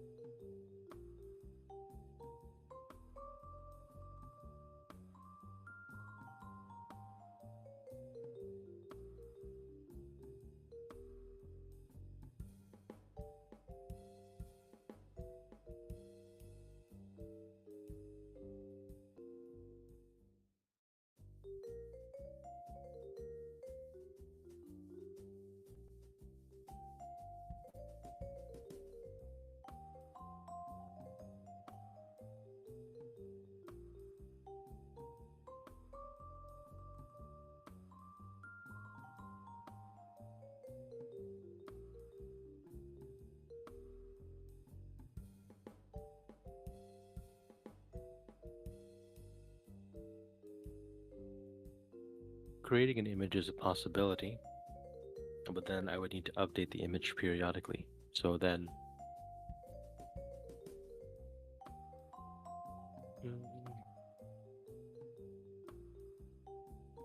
I remember there being a reason why it was better to start from scratch. I don't remember the specifics.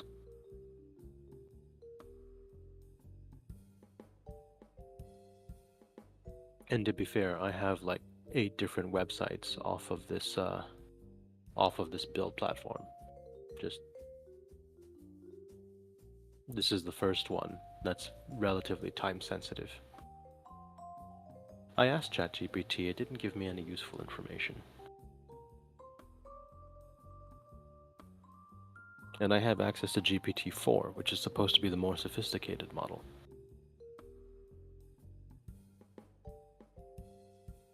So there's a very good chance I'll have to move over to something more sophisticated like Jenkins or Circle CI.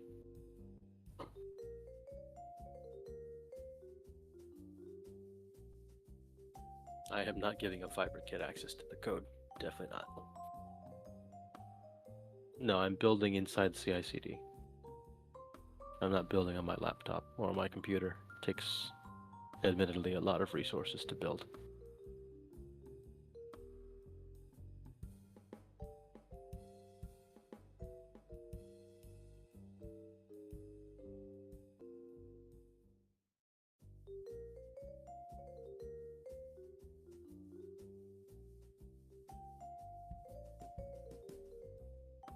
Leopard, out of curiosity, is China's grid even capable of supplying all the electricity required for those cars? I thought that was a concern with the US grid, considering how old it is.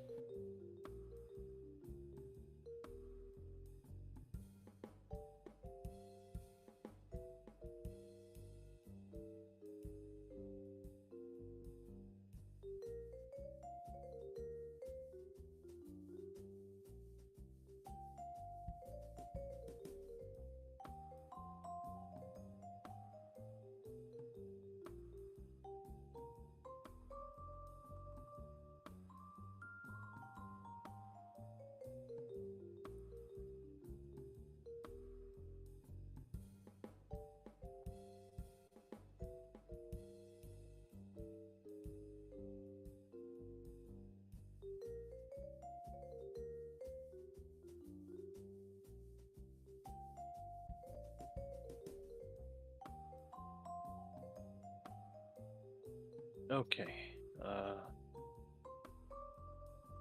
Degenerate Gambling plays up for those who want to read it. No, I'm staying away from Silvergate.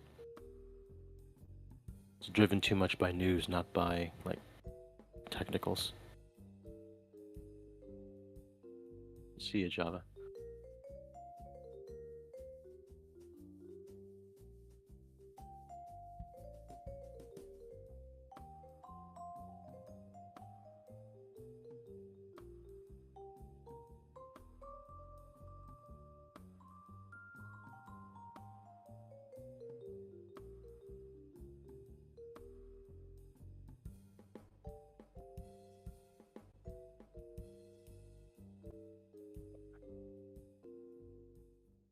For the play, Hardy.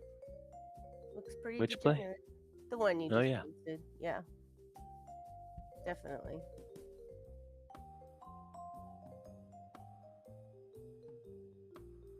No. These are much more irrational plays, Weapon.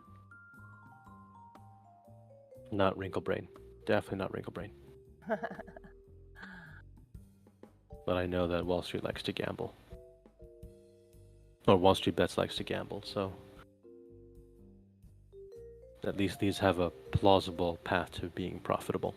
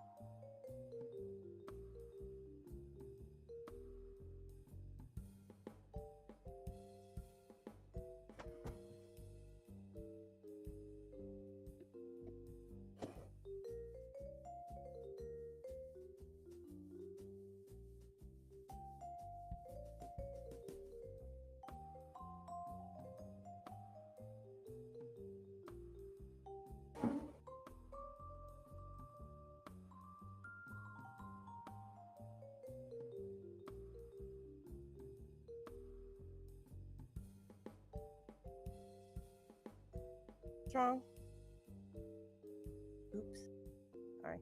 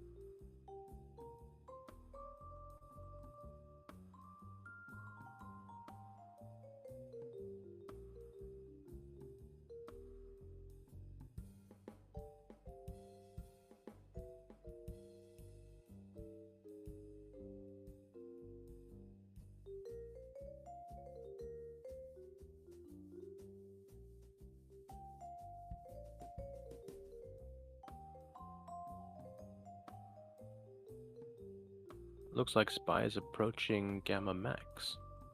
So, downsies in our future.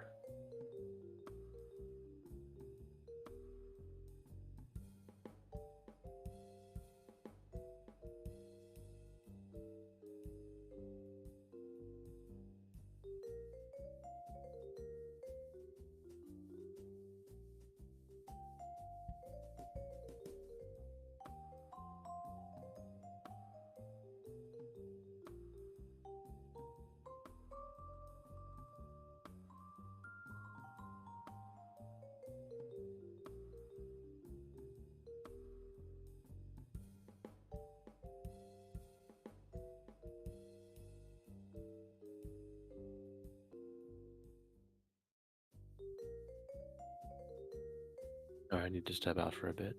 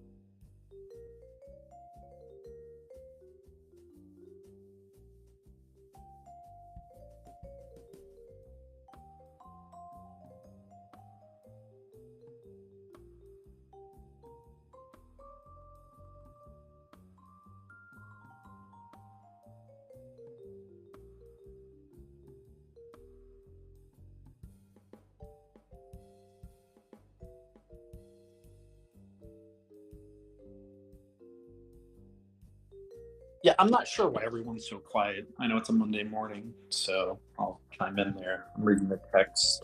Does anyone have any plays that are printing right now? I see my defense stocks are going up.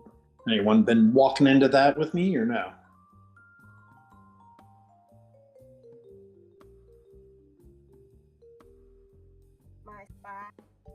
My SPY is up 86%, and my XOM is up 71% currently. How long were those dated out for? The SPY is 4/28 on 4/28, and the XOM is April 21st.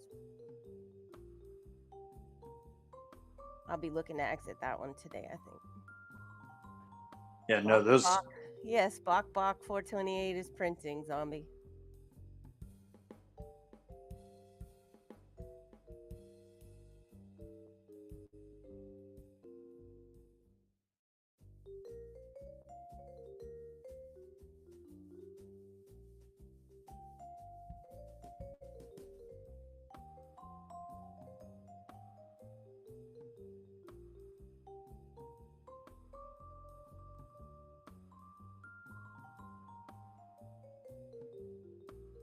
Yeah, Leopard's asking. I won't go too far into it, but yeah, there was a bombing in Russia yesterday. Does not appear to be a false flag. It looks like it actually did at least injure 25 people and kill the pro-war blogger. as you pointed out. So yeah, the defense stocks are ripping. Not that that's direct correlation, but they are doing well today.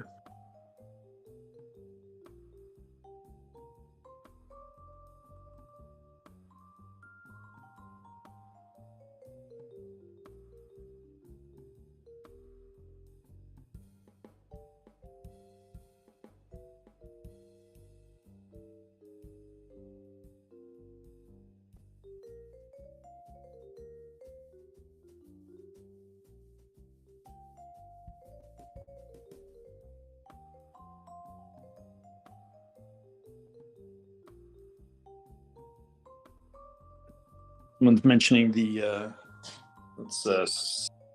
SERPC is mentioning the May 95 call options on Activision. I don't have those myself, and I'm not an expert with the Greeks and all that, but I know Hardy has said basically stay below, usually more around the $90 price. And just the way the pricing action is up until the merger date in May, he doesn't think it'll actually get there, or any of the premium that you may get will, I think you'll lose an IV crush. Don't quote me on it, but he always said buy a lower strike or get the lower strike. So I hope that helps without being fully technical with it.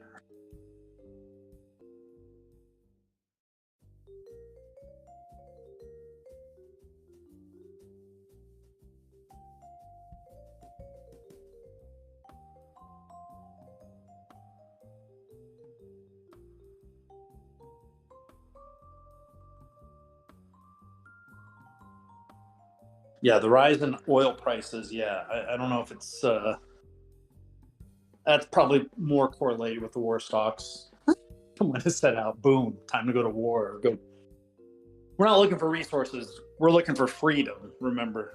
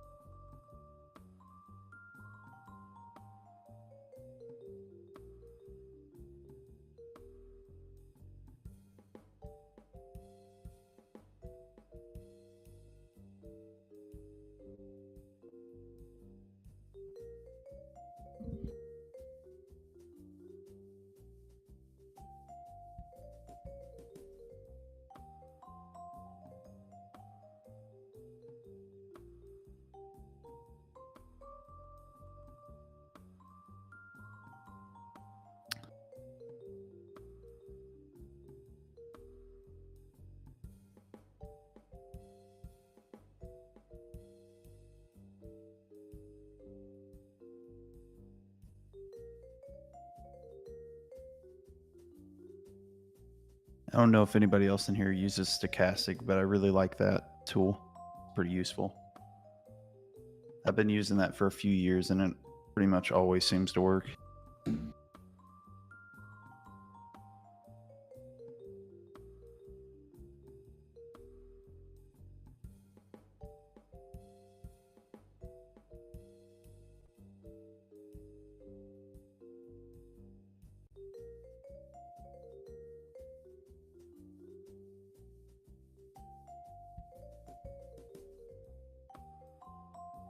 And boys, I have an interview at Amazon here in a minute. I can't wait. It's for an AI data entry, some sort of position like that.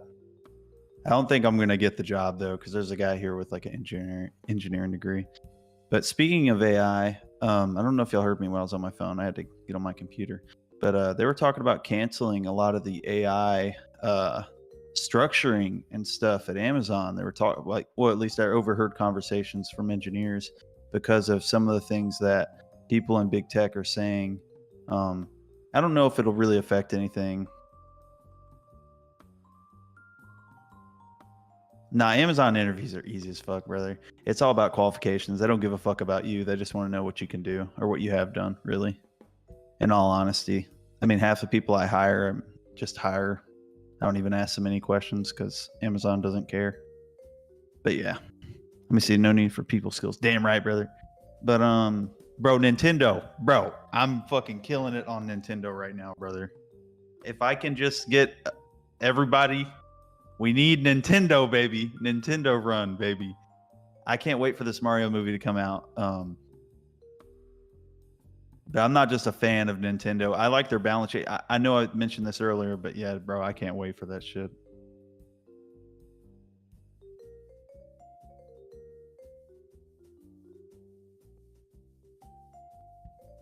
I heard they're gonna do some Avengers type shit, and like I don't know what it is, but like some hero type shit. I know they're doing a Zelda movie. It's a rumor, but I know someone that's working on one of the movies.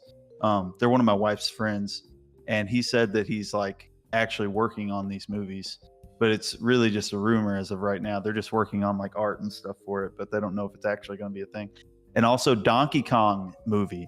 But the CEO mentioned it, but it might just be more of a joke. We don't know if that one's actually real or not. But the Zelda movie for sure is more than likely going to be a thing. So they did say they were planning a new console. Actually, the Switch, because I got to leave here in like 5 minutes. I'm gonna bring on my phone. But they said that the Switch demand is kind of dying out. Not extremely fast, but it's definitely lower than what it was. I think the Switch made them $33.6 billion. And this movie, at least the Mario movie, is projected to make $90 million. I'm sure it's gonna fucking beat the shit out of that and make like $300 million. Or excuse me, $200 million. I don't want to say 300, but at least $200 million overall over the next year. But yeah.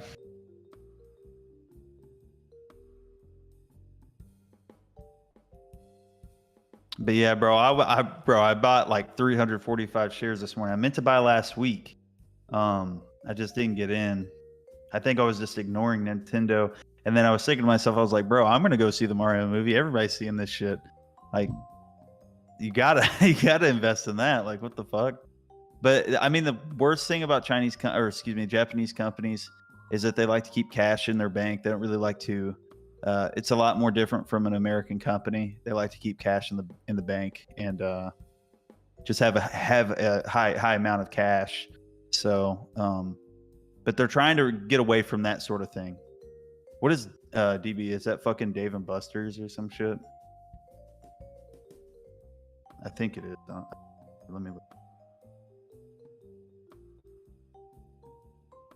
Oh no, that's the bank. Okay, got you. Dutch Bank. Yep. No, Dave & Buster's is Play is the ticker. Really? That's a cool, bro. That should have been like a gaming stock or some shit, not Dave & Buster's.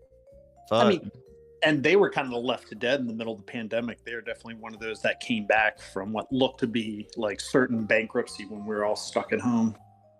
Yeah, and I kind of wonder why Bed Bath & Beyond's doing so bad. I mean, where I live, people love Bed Bath & Beyond. Like they really do like it.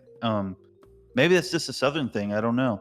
I'm sure in the north, like, I mean, I've been up north and everybody up there always smells great. So, I mean, you know what I mean? Like, there's a lot of people that wear cologne and stuff up there, even more so than in the south, I think. And I just don't understand how, Bed Bath and Beyond's doing so bad. Maybe it's just poor management. I don't know. Let's see. No deep learning or approximate answers with high degrees.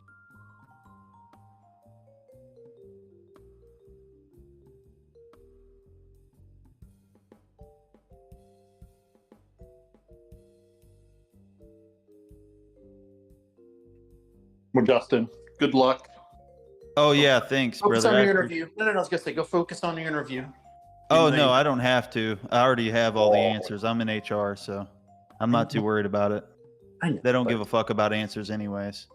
But like I've gotten so good at interviews at this point, like, but it's an Amazon interview, so it's a lot more different than a regular interview. So they don't give a fuck. I'm about to get in the car and start driving to work here in a minute, and then I'll talk to y'all until I get in this motherfucker and unfortunately have to start this dumbass interview.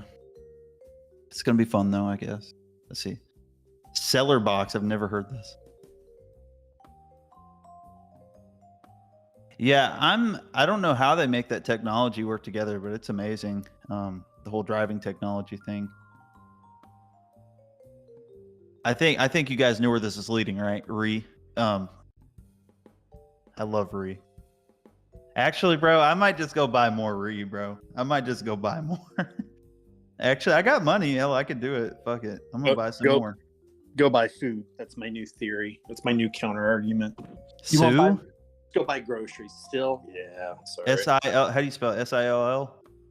Or are you saying Sue? Can't hear you for some reason. No. Okay. Food.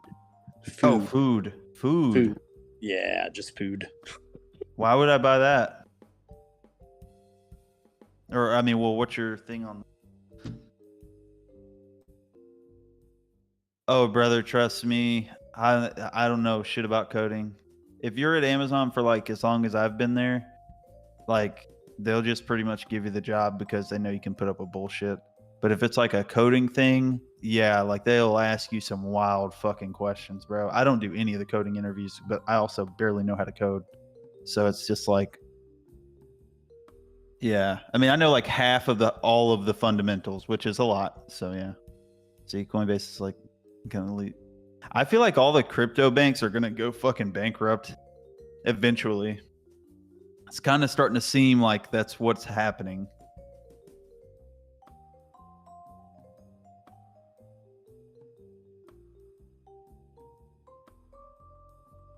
Yeah, but they got an engineer guy coming, and usually they win the jobs over people like me. You know, I don't have a degree like, you know, is like they do. At least I don't have an engineering degree, so, and I'm still in school, so I'm more of a liability than somebody with a degree already.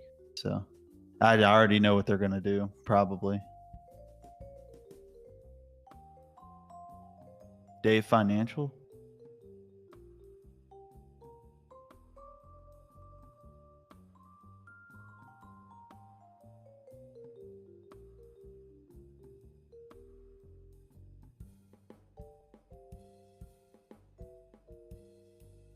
Oh yeah, if you ever need a reference from Amazon, I'm working my way up, brother. Trust me. And these next few weeks, I mean, if I get this job, I'm pretty much gonna have to pause college for a little while, probably a few months. I'll probably have to wait till spring to actually continue because I was, you know, gonna do the summer school stuff, but this job pays a lot of money. It's like $140,000 a year. That's almost triple my fucking salary. It's like 2.5x, I think. 6, 12, 18. Yeah, somewhere around that. Yeah. Let's see.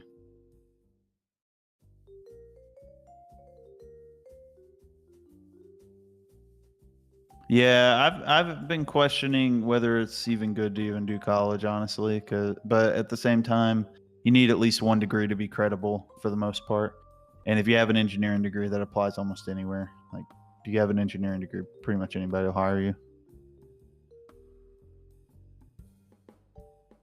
Let's see though. I've never heard of this Dave thing. Oh shoot, I gotta leave the house here. I'm gonna hop on my phone and be right back.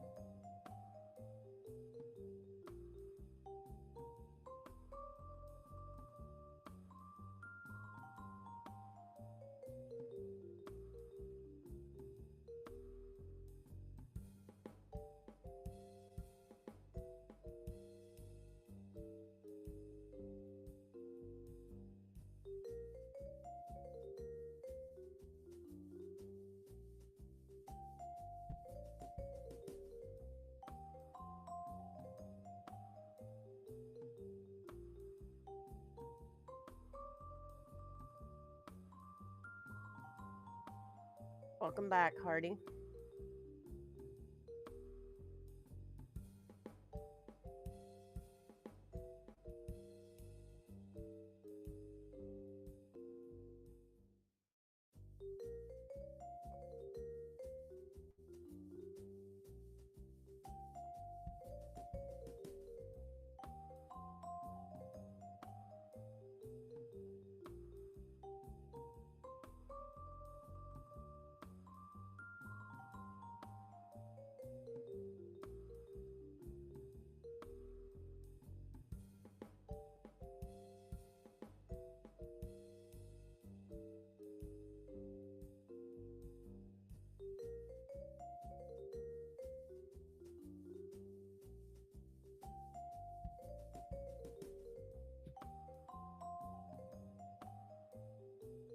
Yeah, that Jack Daniels partnership really fucked me over on Coke.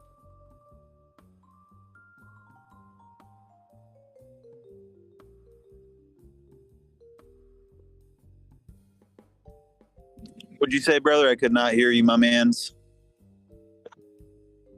Just responding to helpful Haya in the comments. I had called puts on Coke like 3 days ago or 4 days ago, and Coke's only gone up since. Oh, word. Am I double micing, by the way? Can you hear yourself off my mic? No. Okay, good. Sorry. I just noticed it went off. I can see it on my car screen. So don't worry, I'm not texting and driving, I promise. All right. Yeah. Fuck me though, bro. It's just fucking crazy because I was thinking about this last night. If the Fed, do you guys think next 3 months, what do you guys think on the Fed? That's what I want to know. I want to know what people are thinking about the Fed the next 3 months. Do you think there's going to be more bank collapses? Because I feel like there's going to be, and it's probably going to be a little worse. I don't know. I just thought I'd ask. Because SPY looks like it's going to, well, actually, I don't know. I got to look at the SPY chart again. Fuck. But I think it's going to go up. I think that's what I was thinking last time I looked at it, in the short term at least.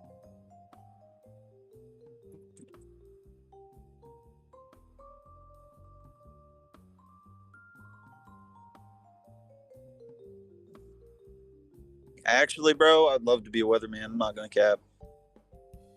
Or an economist. I would love to be the economist.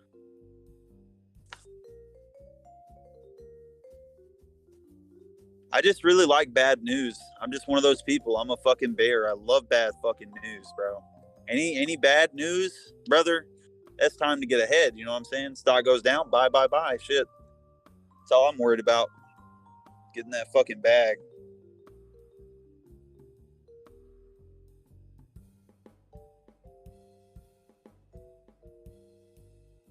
Oh, is Trump finally arriving in Manhattan for his indictment?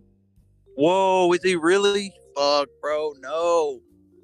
Someone's listening to the police scanner, it seems. Oh, bro, that's fucking wild. I love whoever that is, bro. Fucking love you. Fuck. I feel so bad for Trump, bro, because they got so many things they can indict all these people over. If they indict Trump, I hope they indict all of them. I mean, honestly, I hope all of them do get indicted regardless, but it's just that thing of, bro, lack of fucking accountability. Any fucking accountability. This swings both ways. Damn right, brother. But I just think they're trying to do, I think it's election meddling, honestly. I'm just being honest. Like, that's what I really do think. It's election meddling. That's all they're doing. And they do this shit because they just want him to have the hardest time running in the primaries. But I think it's backfiring on them, at least in my opinion. But I could be wrong though, but I really don't feel like people are looking at this like, oh, this is great. Maybe people on Twitter are, but any like sensible liberal or Democrat obviously knows, like, if you're paying someone a fucking NDA, you know, that's not doing anything against the law. Actually, what is against the law is the fact that they leaked the court case or whatever. It's against the law for an attorney, like the attorneys or whatever, to leak that. So it's just if anyone gets a felony, it's going to be Alvin Bragg, I feel like, because no one would have knew about this, and obviously he told someone. So they need to like subpoena his fucking like his phone and shit like that to see who he told or whatever. That might be wrong though. It could always be wrong.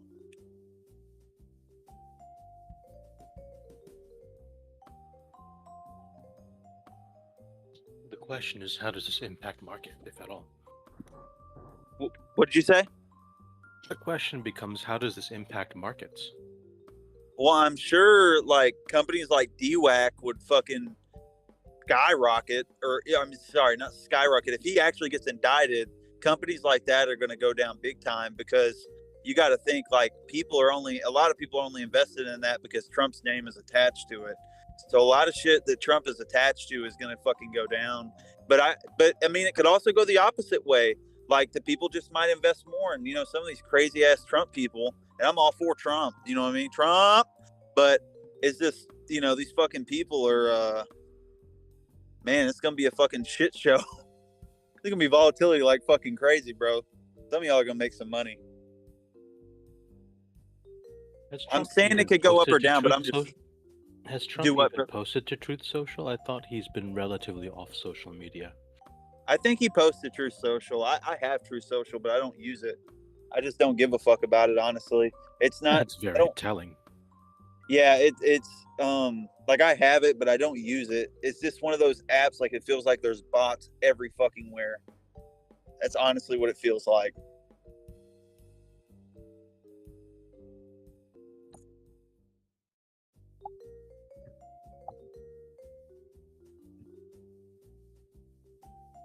Does he really post every day? That's fucking wild. That is fucking wild. I know there's a lot of fucking people on there that love Trump, though, so they're gonna put more. To see how the protests would work out. They're just gonna call it a fucking insurrection, but I mean, these fucking people have a voice, and I mean, just like they did, they put this guy in prison for 4 years. I don't want to get into that actually, but let's focus on plays, Penguin. Say this, like a lot of those people were not violent, but there were a few of them that did some pretty terrible things. Like fucking. I said, let's focus on plays, Penguin. You're fine, brother. You're fine. You're right. What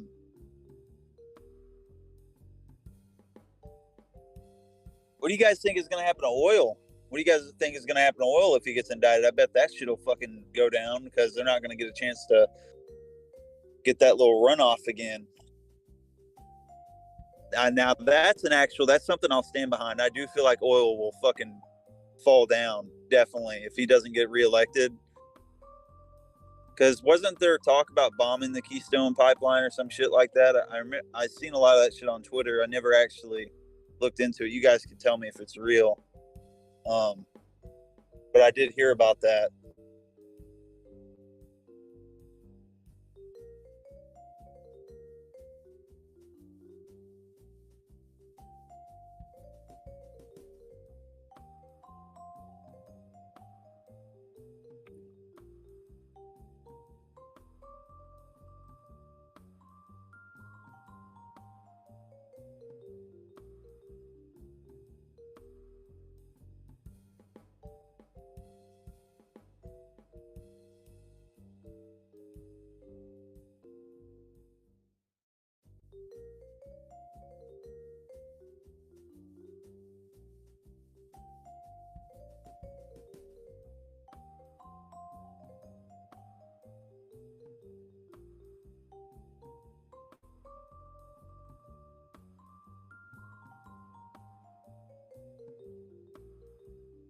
I agree with the statement of manufacturing data, by the way. I feel that.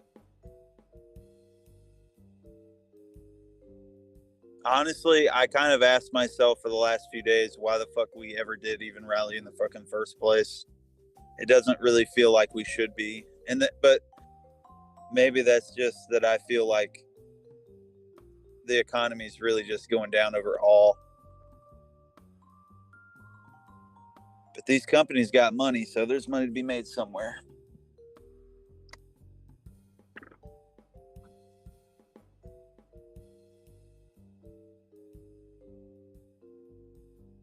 Yeah. When they print money, it goes up.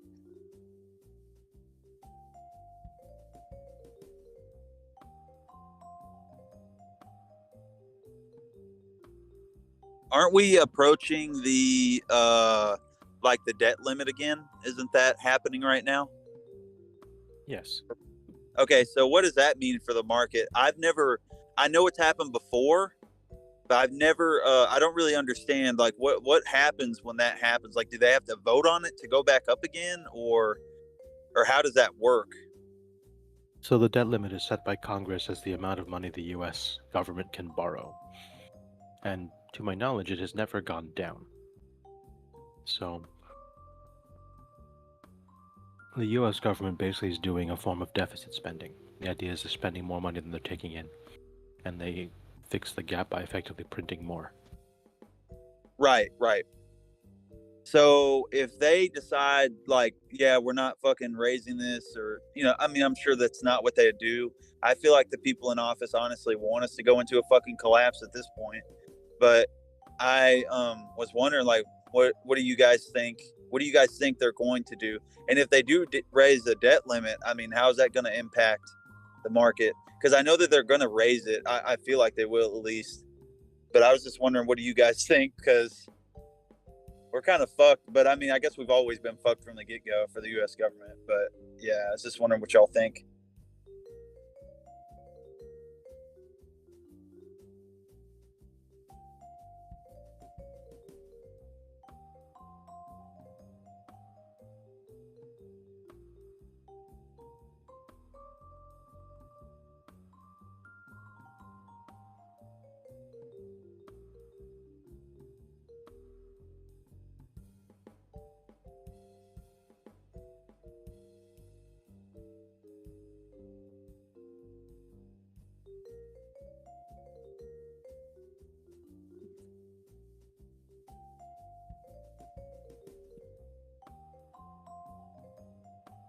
Okay, so I'll explain. Play for SPY, Duke.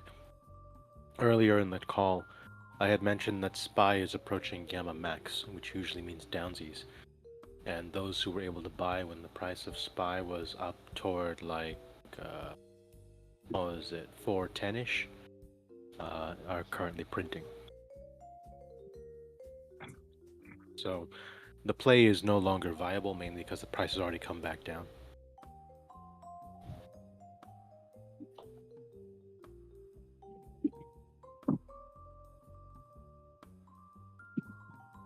Well, I think they want it to collapse, but I feel like the reason is because they definitely have a plan. I'm not sure what the plan is, but just how they run this economy doesn't seem like they care about inflation. I mean, they have to show that they care for people to not go fucking riot in the streets, of course.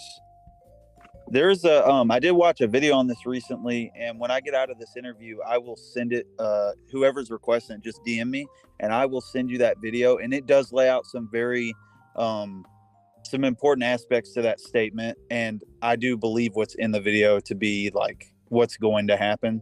So just something to think about as far as what's happening. But yeah, no, it was a really good at least breakdown of why they would want to do that. But I don't mean the end is near. Just because they collapse, it doesn't mean it's the end.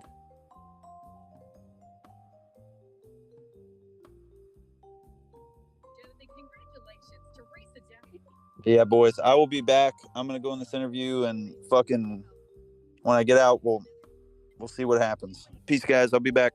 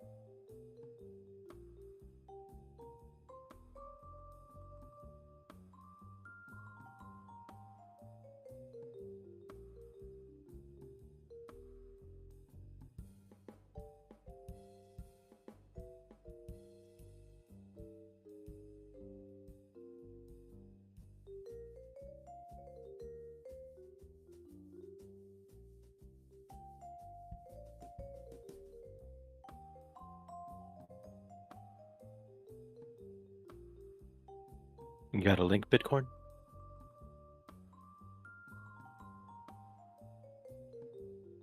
Or maybe a screenshot of this is live?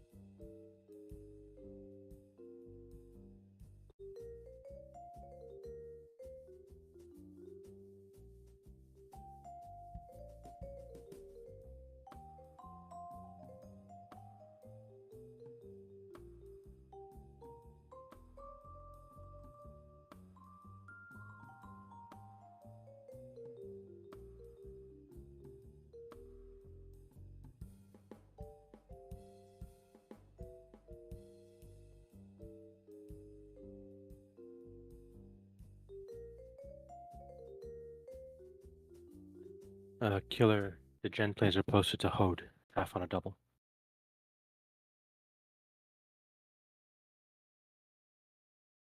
Not latest. It's gonna be if you go to pages, drop down to gen plays.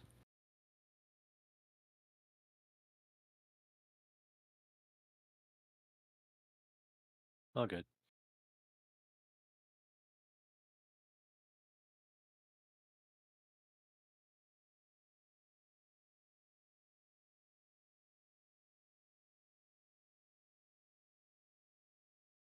Oh, did the cool jazz loops die out again?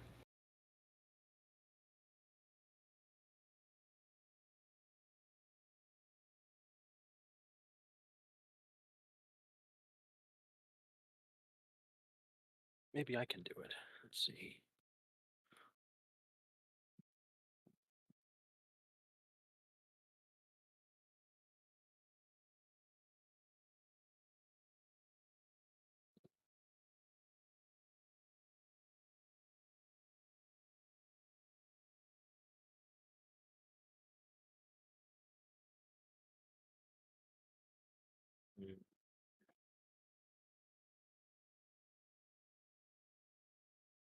Yeah, I don't know how to invite the sound bot up. Or if Opinion even gave me those permissions.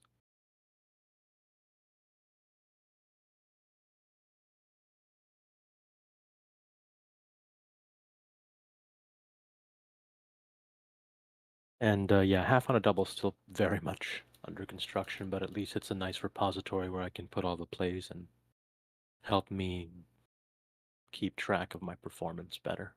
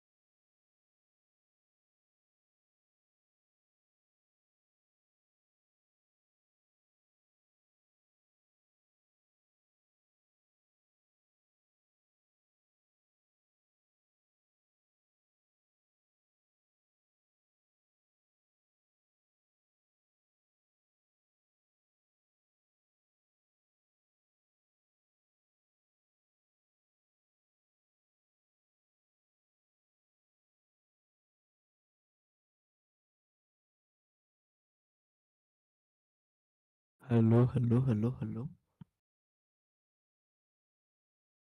Hello, hello, hello, hello, hello.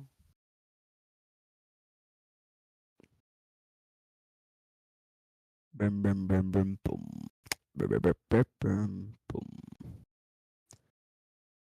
Brum, brum, brum, brum, boom. Bum, bum, bum, bum, bum. Yes, I know, I know. I just accidentally pressed on the stage. Didn't meant to talk.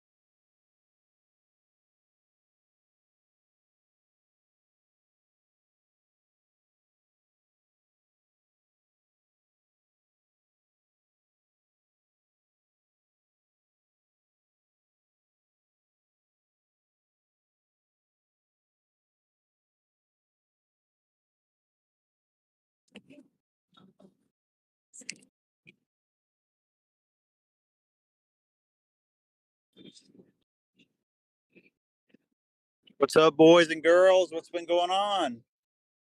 I don't hear nobody speaking.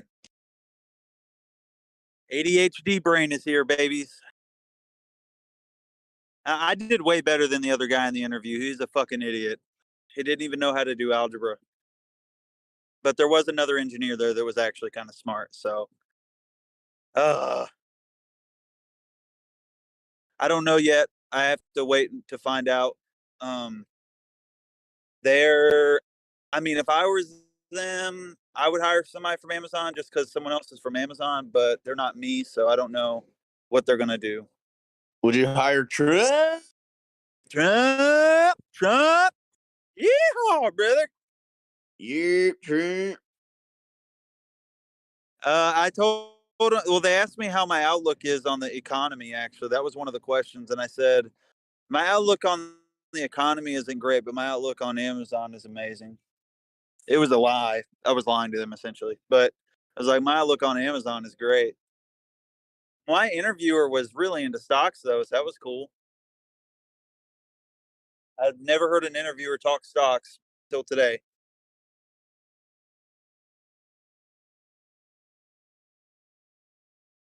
Casting couch situation, maybe. I think, honestly, for this job, I don't think I would do that. I can't go beyond my morals for this job, but I'm gonna keep it real. I know I did better than them, but that doesn't mean my qualifications are good enough, and that's all Amazon cares about, anyways. And you got to think too. I work at Amazon, so I already know what the fuck they're gonna ask.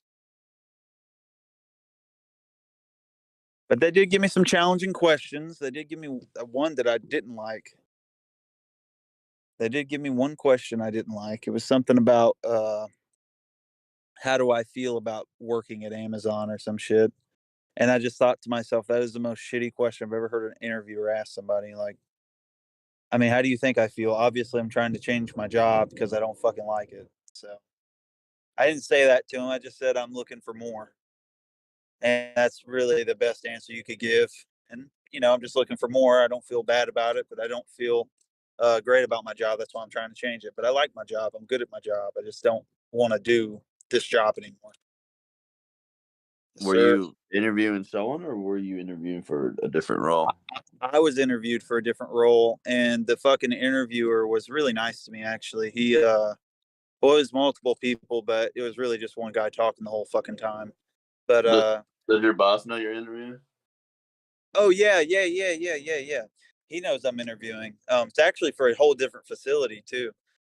We got two facilities here in Huntsville. And, yeah, it's a wonderful little thing down here. Bruh, tell me why I didn't know that when you apply to a role internally that your boss gets notified. Yep, that's pretty much every time, unfortunately, because I've applied for two different roles. This one was for like an AI data entry position. I don't think I'll get it over the engineer, honestly. But I went in there and acted like I was so fucking confident. I just go in there and act. Really, it's just about acting. But one of the engineers was a fucking dumbass. Can I say the R word in here? I don't know. I'm not going to. But he was that. Retarded? Yeah, he was a fucking retard. And he's a dumbass. Oh my God, bro. I'm looking at the most wonderful fucking thing ever. This guy has, how like the back of people's windows, like they have that little thing that like it's like your windshield wiper. It has a picture of Forrest Gump waving in that little tank top. It's like a picture of him and his arm is on the fucking little windshield wiper. That's so cool. But anyways, yeah, no, back to what I was saying.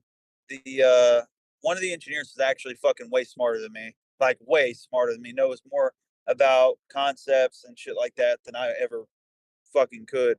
But he's also like extremely overqualified for the role. But I wouldn't be upset if they give it to him. They're probably gonna give it to him. But yeah, I know for sure the biggest reason that I wanted to leave my position, like I was telling them this, is because I don't want to work at the new facility hiring a bunch of fucking people. Like I just don't want to do that. Because I'm comfortable where I'm at.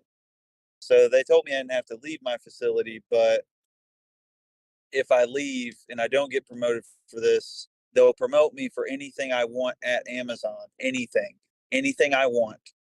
They said that if I go there and I stay there for like 3 months, they'll give me anything I want. And they gave me it in writing. So I'm like chilling big time. Because I'll just sue the shit out of them if they don't give me what I want. Breach a contract, whatever you want to fucking call it. Well, they're not going to give me that, obviously. It says within reason. So, like, you know, like within my knowledge, like what I'm qualified for, I can go up like one level above what I'm qualified for, essentially. So, like, if I wanted to be a data entry after this, I could be. Or if I want to do like something else. But I mean, I'm probably going to end up waiting like a year, honestly. If I don't get the position, I'll just wait a year because I know that if I try to leave, it's going to make me look bad to my boss if they don't actually follow through on it. Anyways, how's it going, guys? What are y'all trading? Oh yeah, brother, buy fucking. Well, actually, I can't tell you guys what to buy, but I want everybody to know that I'm buying Nintendo. That's all I gotta say. I'm shilling the fuck out of it. I think it's a great investment, but I'm not a financial advisor, of course. Got to keep it within reason. About to tell everybody to buy fucking Nintendo. Jesus. I wish everybody in here would invest a cool like but nah, about 10 grand in Nintendo. We could all like just go in 10 grand. But you know, where there's winners, there's losers. So I don't want to fuck anybody out of their money. And that's what pumping does sometimes. So.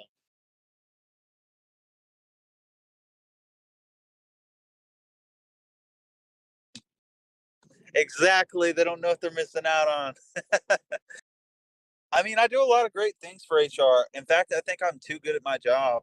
Like, I'm part-time and I get more done than some of the full-time 60-hour-a-week associates. Like, some of these fucking people just don't give a fuck about their job. So it's easy to stand out. But there's no incentive. There really is no incentive.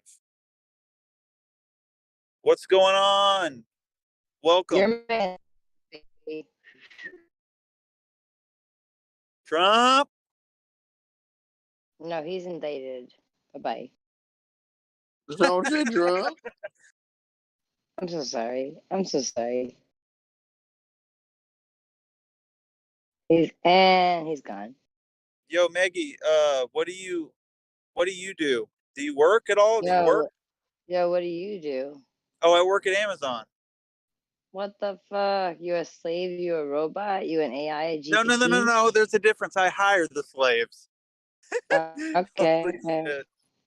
You sold your soul to the devil for that one for $12.99 an hour. I'll tell you this. I did it for $16.50 an hour, but that's sad. Now I make about 60 grand. I make more than this a year, but this is just like how much they say my salary is 60 grand a year for And do you feel good about that? Does your soul feel happy? I mean, honestly, I could keep my job for 50 years and I wouldn't be upset. It's a good job. It's just, like it's one of those jobs where you can be comfortable at work. You don't have to worry about busting your ass. Are you on the inside? Yep. I don't have to Find do out shit outside. about the AMC. Find out about the AMC deal. Oh yeah, we were talking about this earlier. I was saying I'm bullish on AMC and on fucking Nintendo because of the Mario. Go on. NTDOY is a pink slip for the record. That's like a big red NTDOY? flag. No, I bought it on Robinhood. It's not is it a pink sheet? I mean, No, no, it's a warrant. It's like a Japanese warrant. Right. So it's tricky. Well, I mean, they all are, like car companies and video game companies in Japan. Rolls-Royce too. You like Rolls-Royce? I love Rolls-Royce. You know that they were big, like their engines and stuff are amazing. Like, they're really awesome. For airplanes? Yeah. Yeah, good. You're smart. I know guess someone else some was talking smarter about. than you after all, Mr. Glacier. I did learn a lot from someone else about that, though. To be fair, I didn't know that on my own. Someone explained this a few days ago, and I looked into it, and they're not fucking wrong. Like their shit is actually amazing. It's no wonder people spend so much money on them. Can you spell for me the first 4 letters of your name? Who? Me? You? Yes. Yeah, it's just. Oh my god, you're annoying as fuck. Yep. Yeah, you're like a little fucking wasp in my ear.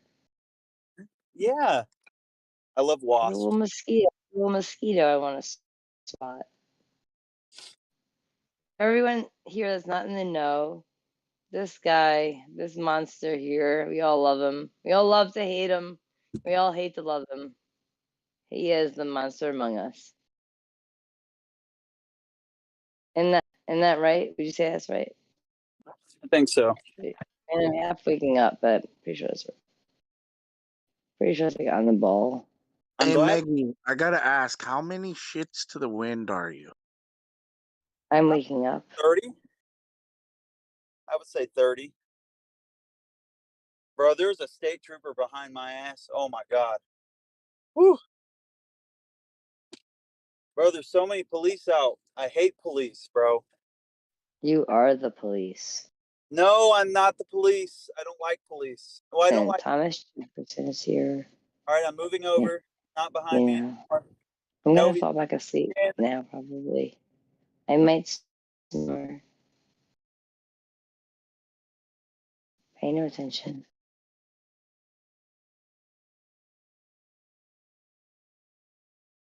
You're annoying, by the way.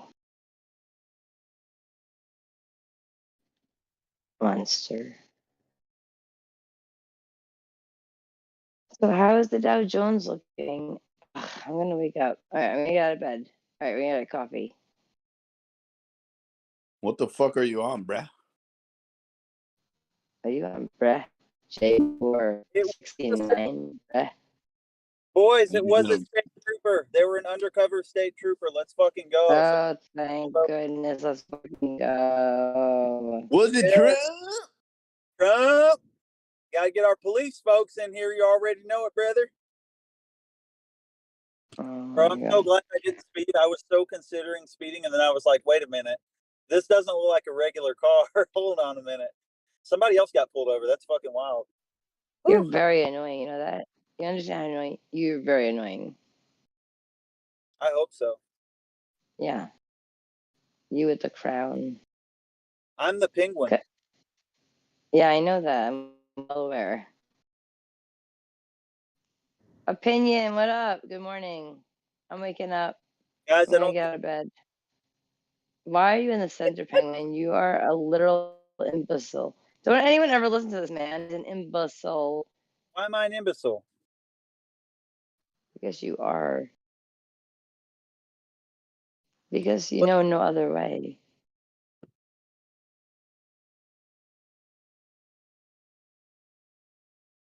Why am I talking on here before I can talk? Yo, Maggie. Yo. What rhymes with fear? Beer. Disappear. Deer. Here. Disappear, bitch. Here. Near. Queer, actually. That's kind of funny.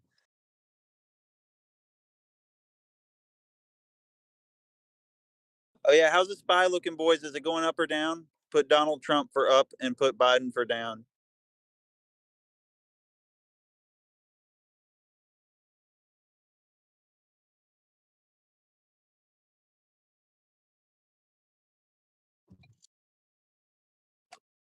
Bro, I'm so lucky I did not get pulled over. Holy shit. What the hell was wrong with that bot? With what? What the hell is wrong with that person? What person? The person who just came in here? Yeah, they sound drunk, so I'm not mad. I get it. When I'm drunk, I'm kind of crazy too, so I get it. I think everyone is, honestly. Oh, it's going down. Damn, I was hoping it would go up a little bit today, but it did look like it was going to come down. I was just hopeful that it would go up. God damn it. All right, now I'm at a place where I'm stopped. I can be an asshole, and I can go look at the stock market now. Give me 1 second. Yep. Hey, I told y'all earlier this morning, bearish, extremely bearish fucking trajectory on astrology. So I don't know why you're surprised.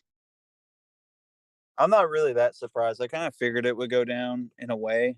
I mean, it looked like it was going to go more down than up. I was just hopeful that it would go up, but I didn't invest in anything like that, so it really doesn't matter. All the big stocks look like they're going to come down, like Apple. I kind of figured Apple would go down today a little bit, but it did come back up a little more in the morning, like after 8:30 my time.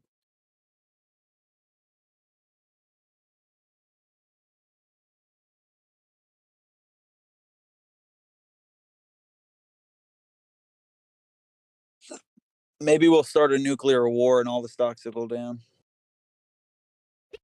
I'm kidding. Jesus.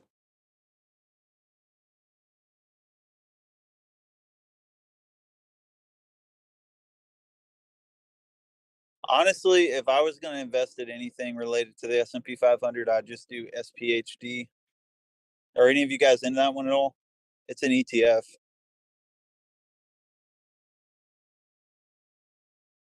He said he's long bunkers. I love it.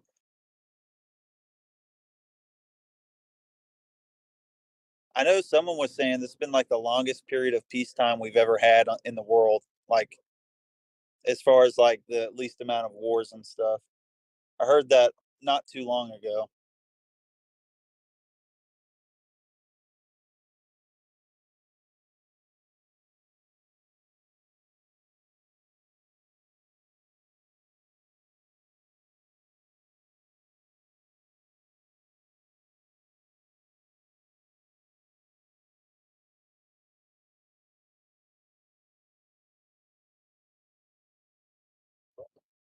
We need to go to war. Trump, bring us into war. please. Fight them. I don't know why the economy was better while he was in. Some people say that it was because of Obama, but I want to know what you guys, what does everyone really think? Is it because he's actually a Chad, like extra smart, or is it because of Obama? Someone made this argument in here not long ago, and I was like kind of wondering if that was true. I mean, they did say some pretty valid points, but at the same time, I don't feel like it's because of Obama. And I know everyone's going to get started on school lunches, but I don't want to talk about that. I want to talk about school lunches. I don't think it was because of Obama. I don't either, but people say that, and it fucking irritates me because I feel like they know something that I don't. And I'm just sitting here like, well, what the fuck is going on? How the fuck, how does that work? You know?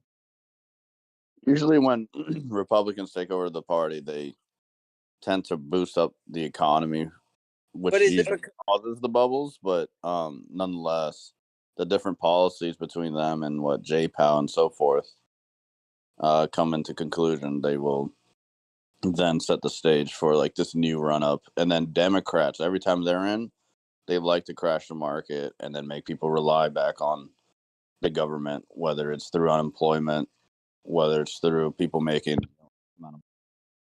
people with kids. Those are the people who benefit throughout the Democratic Party. To that point, I mean, doesn't the CIA and FBI work more so alongside? And by the way, this is going to lead into a play that I'm going to mention.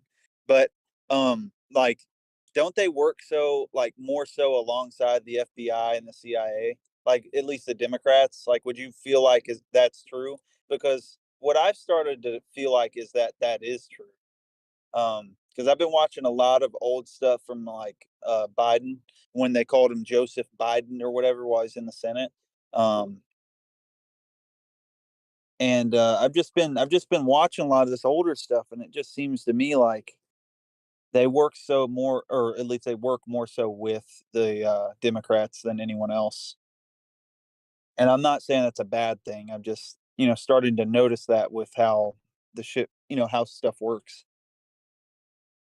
Yeah, so again, the the Republican Party are less favorable of government in terms of intervention, and they tend to be more laissez-faire when it comes to the government. So that would just mean that the Democrats will always be pro CIA, pro FBI, pro government, pro everything. You know, we're here. Big Brother is here to freaking help you all, and help you rely on them. And that's why the Democratic Party tend to be a lot of the minorities, a lot of the poor, because they don't get any of the benefits from a Republican Party, because the Republican parties tend to cater towards like you and me, people who do well enough, not super rich, but sometimes it does help super rich too, the Republicans. But that's what people only focus on, or just what the super rich are benefiting from, not what just the average American is. Because in a Democratic Party, when they're in place, I think it's better to be fucking broke as shit, and you can still live off of like not even working and live off the government checks, and you'll be better off broke than you would be making like, let's say, 100K as a single individual male. Yeah. No, I feel that. And this is why I was going to mention that, like when Democrats are in office, I'm just going to start voting for, or excuse me, investing in like energy stocks and stuff like that related to, and I'm sure everybody feels that way in here. But the reason I'm going to start doing that is like, Biden is it just feels like I've been doing a lot of research on this fucking like climate change and stuff. And I was, before I started researching and reading what scientists have to say, like I used to believe that climate change was as real as people make it out to be. But it's starting to seem like more and more every day that it's not, like the more that I'm reading from like research studies and just other places like that, like I'm starting to feel like climate change isn't really as bad as people make it out to be, because we got these other countries doing way more than us. Like, if you've seen China's air, I don't know if it's still as bad as it was a few years ago, but yeah, I mean, like, I'm just going to start investing in like just those energy companies, because it just seems to me like that's everything that they push for. But I'm almost wondering to myself why that is. Not like on a conspiracy level, but just like how associated are these companies with the Democratic Party? I know there's a website. I don't know if you guys can find it, but it's I don't know if QuiverQuant does it, but there's some other websites that show donors for these people, and I'm going to start investing into those donors more often while those people are in office, so that I make more money, because I've noticed some of these people are investing, or at least their financial advisors are investing in their donors, and it's kind of odd. I don't know. I just kind of noticed this a few weeks ago when I was starting to think about it deeply like that. But yeah.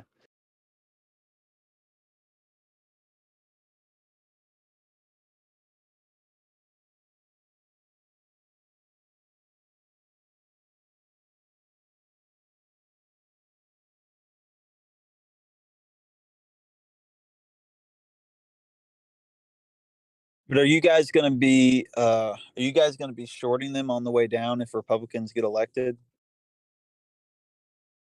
Like, as far as like president and everything, that's kind of something I've been thinking about too, is like just shorting them on the way down, or maybe they won't change anything.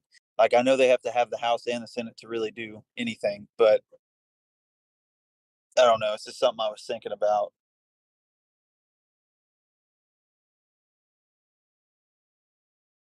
I mean, starting at this point seems logical. We're at like 411 SPY, but was the bottom already put in? That's the only part I'm worried about, because you start shorting when we're on the next freaking moon mission, then you're fucked. But I've been hoping for another drop below 450 SPY or 350 SPY. However, waiting will make you miss out on a shit ton of money. So Yeah. I'm thinking, I'm almost worried, like, if this, I don't think that the whole thing with Trump is going to work out for these people in their favor. In fact, I think it's going to get more people to vote for Trump, um, because people are fighting for him. But if they like convict him of a felony, well, then I'd be bullish on these stocks. I feel like they'll go up even more, because of the Democrats will get office. Nobody in the Republican Party is really, like, that's running, at least, is really that popular or favorable, in my opinion. But I also think that there are a lot of Democrats who don't even want Biden. So kind of based off that news alone, that's kind of where I'm going to put my money.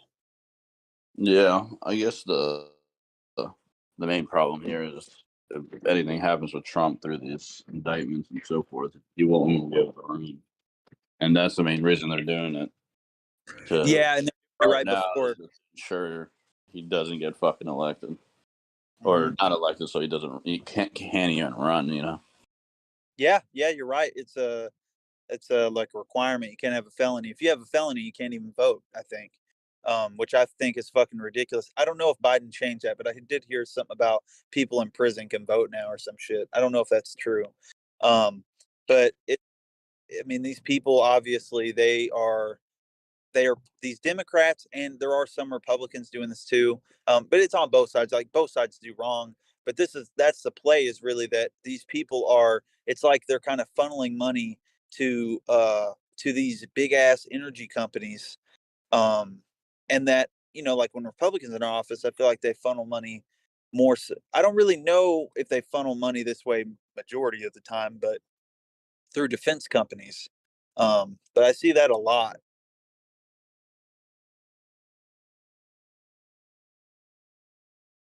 I know Sleepy Joe does need to go, bro. I hope they hire a different Democrat, bro. But I don't know if the Democrats are really going to try to do that. Like, I don't know. I feel like people, if you look back at how he used to speak like 20 years ago versus now, it's obvious that something is wrong with him. And I'm not saying this as someone who doesn't like him. Because I do like a few things that Biden says. There are a lot of things that I agree with. Is this a thing of he does seem like he actually has something wrong with him? Like, just speaking from experience with, dealing with my dad, well, like my mentor and everything, like when he passed away, um, it kind of seems similar to how Biden is now because Biden can barely fucking walk. We don't need a leader that can barely fucking walk. We need a leader who can stand up on 2 feet and do what he needs to do. And regardless of who it is, I hope that they're like that. But yeah, Biden took way too long to get the presidency, bro. I think he ran like 12 fucking times or some shit. Not 12 times, like 6 or 7 times, I mean. But yeah.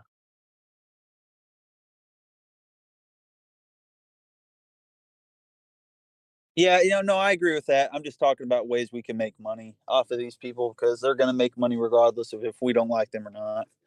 And I feel like that's where the real money's to be made. But yeah, fuck them. I hate all of them. Except for Trump.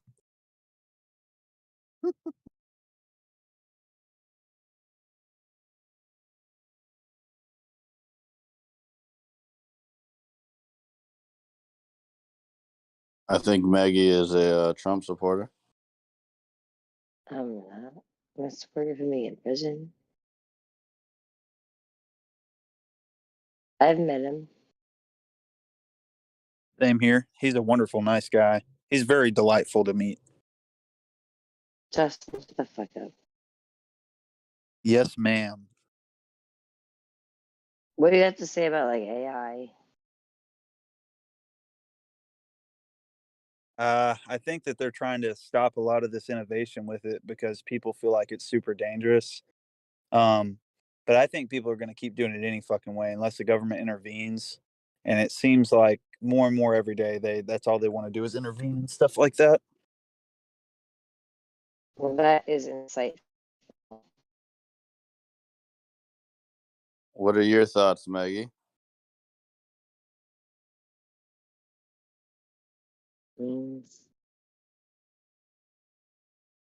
Maggie does not have thoughts.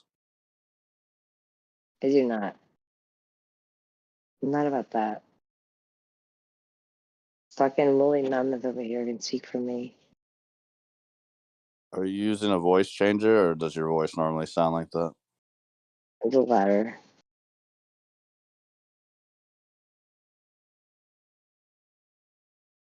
What about you?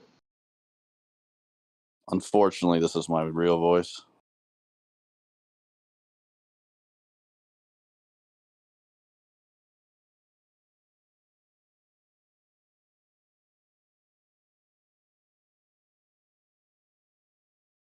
Maggie might be an AI that was sent up here.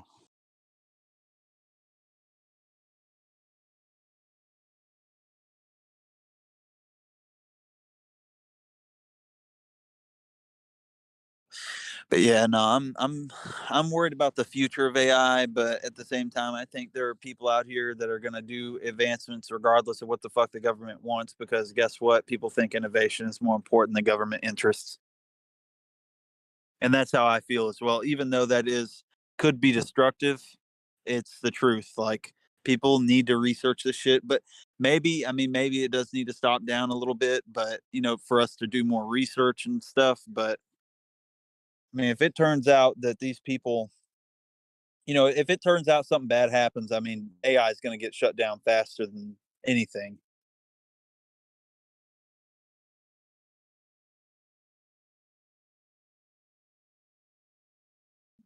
Actually, if I could buy a robot that could do a bunch of shit for me, I fucking would, and then I'd place him in Amazon. He'd become the CEO of Amazon.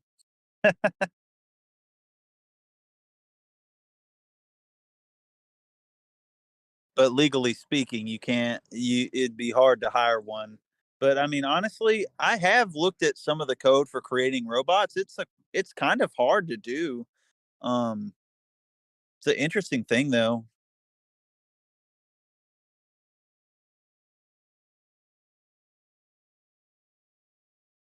I've heard her speak before. That's her. Like, she's just probably tired or some shit, or drunk as hell. One of the two.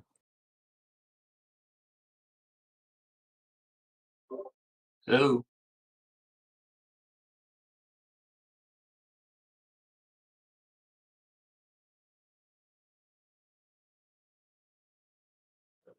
What's up?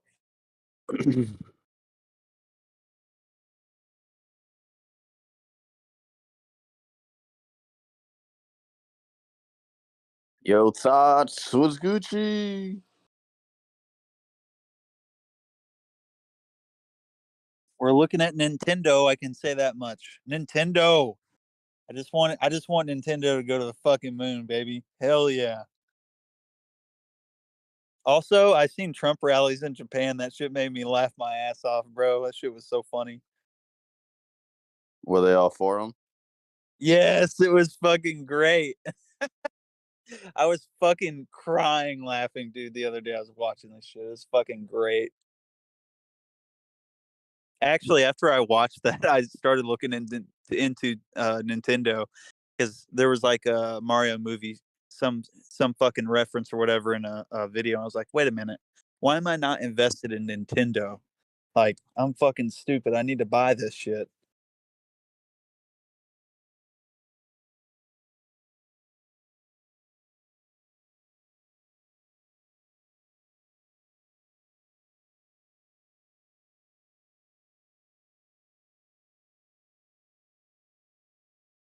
Oh yeah, and I can post pictures now, so I'll start sending pictures of how many shares I have. I bought 345 shares this morning, sold a few of them, for a day trade or whatever. It didn't actually count as one, thank God, but I don't think it did. But yeah, like, I bought those this morning. I think I still have 200 shares left, and I'm gonna hold those through the Mario movie. Till the Mario movie comes out, and if it does fucking amazing, I'll make money. If not, I don't mind holding my bag in fucking Nintendo at all.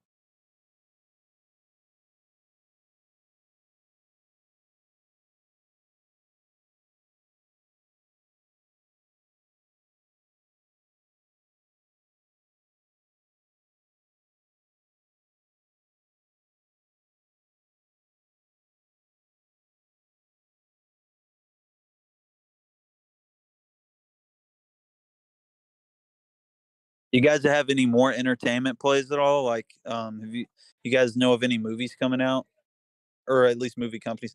I am gonna be. Oh yeah, I did buy some AMC too this morning.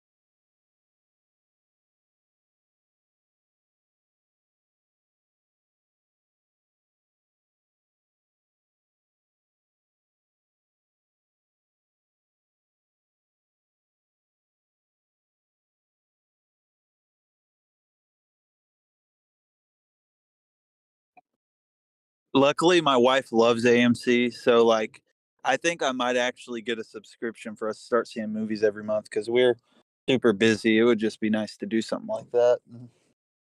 Luckily, since she likes AMC, she gave me some money. She was like, "Can you buy me some shares too?" I was like, "All right, fuck it." I was like, "If I make any money, I'll give you this percentage or whatever." But no, my wife loves AMC, bro. That's really the only movie theater that we go to, so that's the only reason I even really invest in it. To be honest, it's a nice, it's a nice company.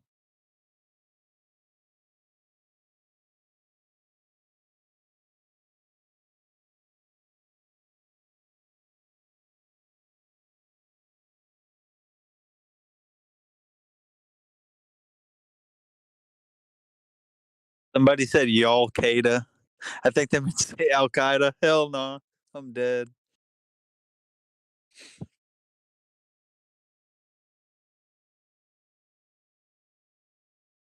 Oh, do you guys know if Slim Chickens is a stock? If so, I'm gonna invest in that too when I get home.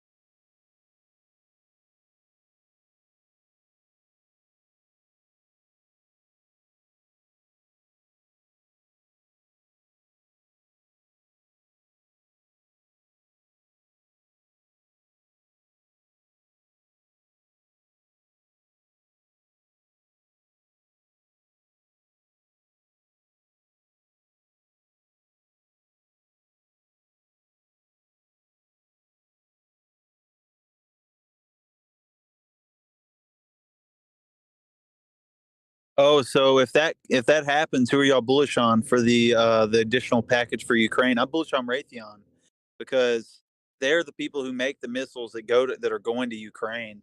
So the U.S. is going to have to buy more missiles in order to send off the ones we currently have to them. Definitely going to be bullish Raytheon.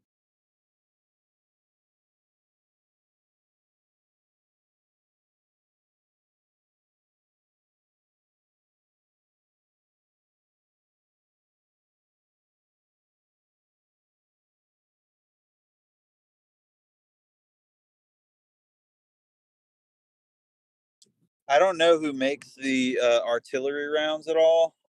Um, I'm sure we could find out, though. I'm sure we could find out.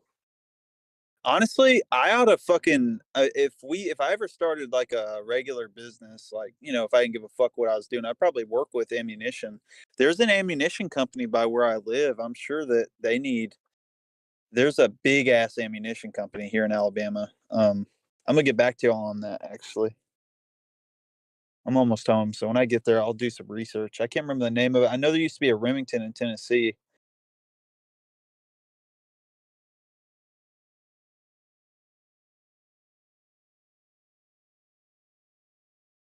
Yeah, we General Dynamics, we have one of those here as well. But I think they're more of an IT based thing. I've never heard of them doing the artillery shells. But you might be right. You might be. I don't is it okay, got you. Oh, okay, got you. I understand.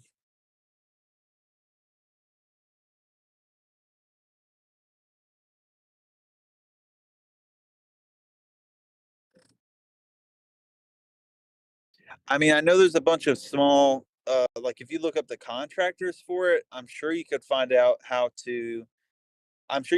more companies, but I think a majority of our ammunition comes from Texas, so it's probably Texas companies.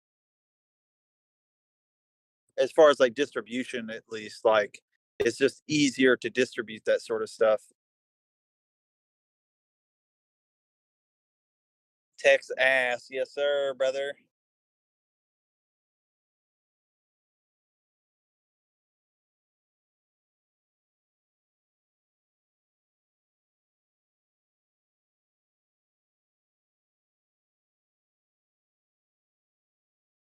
Just know, brother, if you go, everything's bigger in Texas. Don't forget it.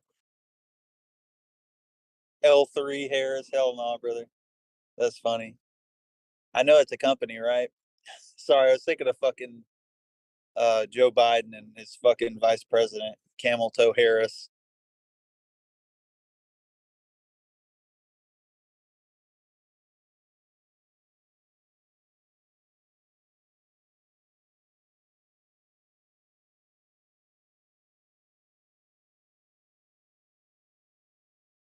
Tell us who makes them then. Tell us who makes the artillery and the air defense. Well, I know who makes the air defense stuff, like, because I worked in air defense, but tell me who, if you know of any more other than Raytheon, let us know, because I'm trying to trade those motherfuckers, like, instantly. Oh, you're in aerospace. Okay. Bro, the only one I care about is Lockheed Martin, Raytheon. Then we have Northrop Grumman. And then I could even say, I know people hate it, but Boeing. Yeah. I mean, besides Boeing is those one, though. stocks, defense stocks, I'm not touching any of the other ones. Well, I'm going to tell you this. I think your money, like personally, this is not advice, but if you're going to play Boeing, you might as well just invest in Raytheon instead, because they have most of their shit in the Boeing plane. So anytime that Boeing makes a plane, Raytheon makes their equipment that goes into the plane. So most of the technology is Raytheon's anyways. So I wouldn't even worry about I wouldn't even worry about Boeing, but there's money to be made there. There's money to be made there regardless. Yeah, Boeing is just in terms of value wise, size wise. Yeah, I like clunking it, so it's definitely good to trade. Also, not saying if you had to choose one over the other, choose Boeing, but for sure I keep it on my top defense contractors.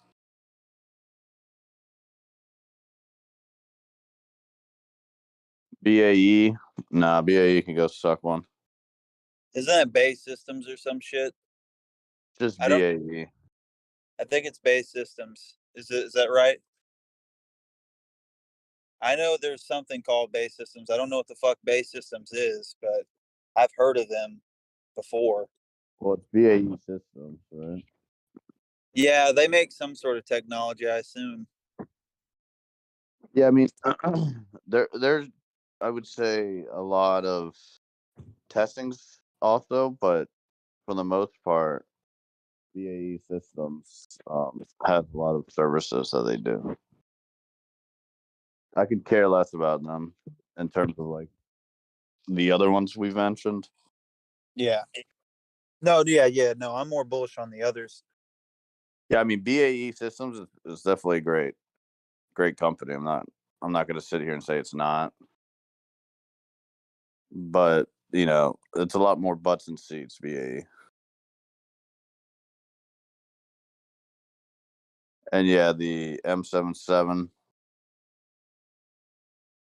I'm going to be honest, I'm not very bullish on the data center staffing bullshit. I'm just going to tell you right now, they fire contractors left and right. I'm not bullish on that shit at all. No offense, though.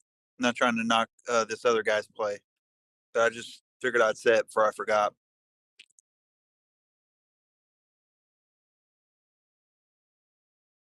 What about you though? Do you like those staffing companies, or do you feel like they're a waste of fucking money? I feel like they're a waste of money. You asking me or Colin? Just either one of you guys. Really, when I ask questions, I'm asking everybody. Yeah, the staffing companies are just. I would never fucking buy a company that was strictly staffing related, because when the hiring slows down or creeps and like we are right now, it's gonna be terrible for these staffing companies, and people don't even give them a day of time, anyways, as is. And like, what do they provide? Right, like they'll provide you with maybe subcontractors or What they do is they take advantage of it. They wait to hire everybody you need, and then they kind of elongate the process and get a little extra time. Like, oh no, we need a little extra time, until they piss off the people running the project enough to where they're like, you know what, we don't even want to fucking work with you. And that's happening for the Facebook plant right now where I live. And I know this because they tried to hire me, and they explained to me what they're like. Well, I don't comfortable. I don't feel comfortable hiring people. It doesn't sound like something that I want to do. Like, I don't want to just be fake hiring people constantly. That just sounds like bullshit to me. You know what I mean? Yeah, no, it's completely true. Like, they especially wait till your contract's in place, and then they're like, "Oh, well, you want this contract? We're gonna start calling you, and we're gonna try to get some people and get a cut from it." It's like, nah, fuck you. Yeah, 100%, man. I just can't wait for some of these fucking companies to go out of business. Half of them aren't even worth a shit any fucking way. And if they don't want to, I don't know what would happen if they didn't raise the debt limit for the United States. I'm sure they will, but I can tell you right now, those companies would be the first to fucking be gone, because ain't nobody gonna be hiring if we don't raise the fucking debt ceiling. And if the entirety of the Republican Party just said today, like, oh, well, we're not going to vote on this because we're tired of spending money. They don't do it the right way. We're not doing it. Then guess what? Then we're all fucked. I'm not sure if that would ever happen, but if they do this thing to Trump, I can see a few of them saying, hey, we're not going to fucking do anything until you know, but yeah. Yeah, Raytheon.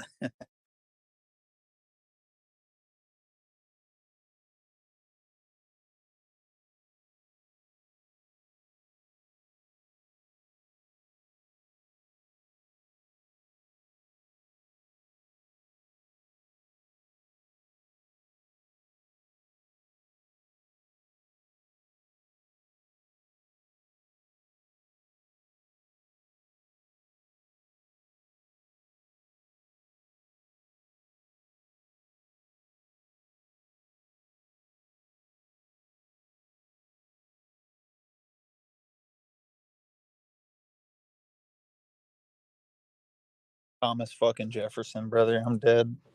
Why'd you choose to be that president? You could have been Obama.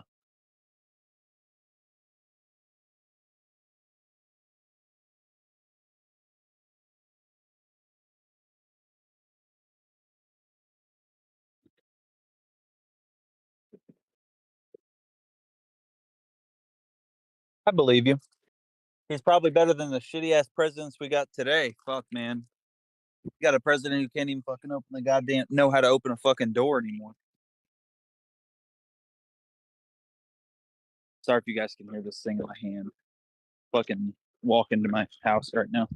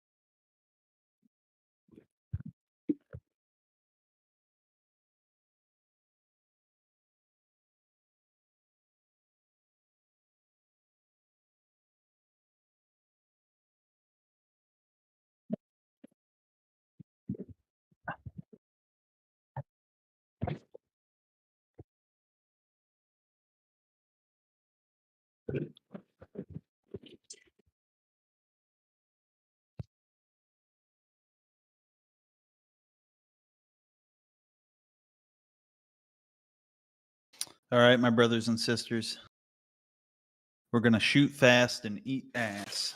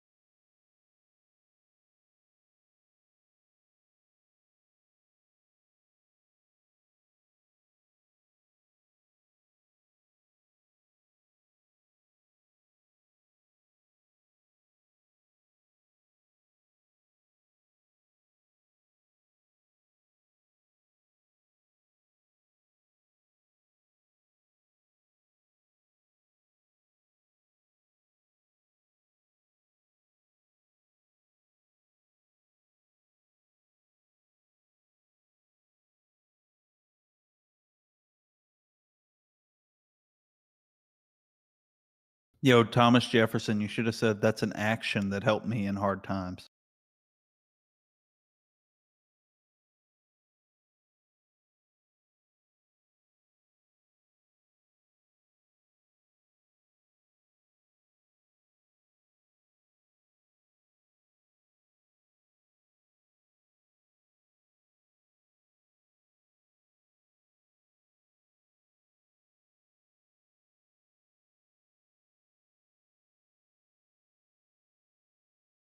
So we need to get a poll in here. Can someone make a poll? Is there a way to make a poll in here? If so, we need to have a poll. Do you guys think that Trump's going to get indicted? Like actually put in jail?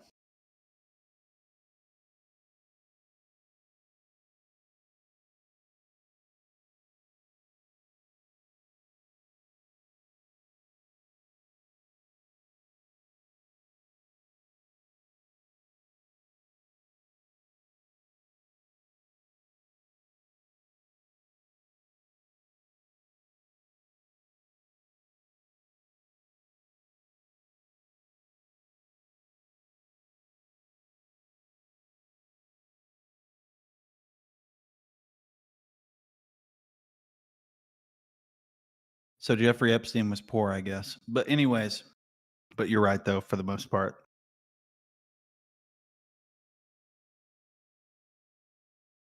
Here, let me use the up arrow real quick. Hard. There we go.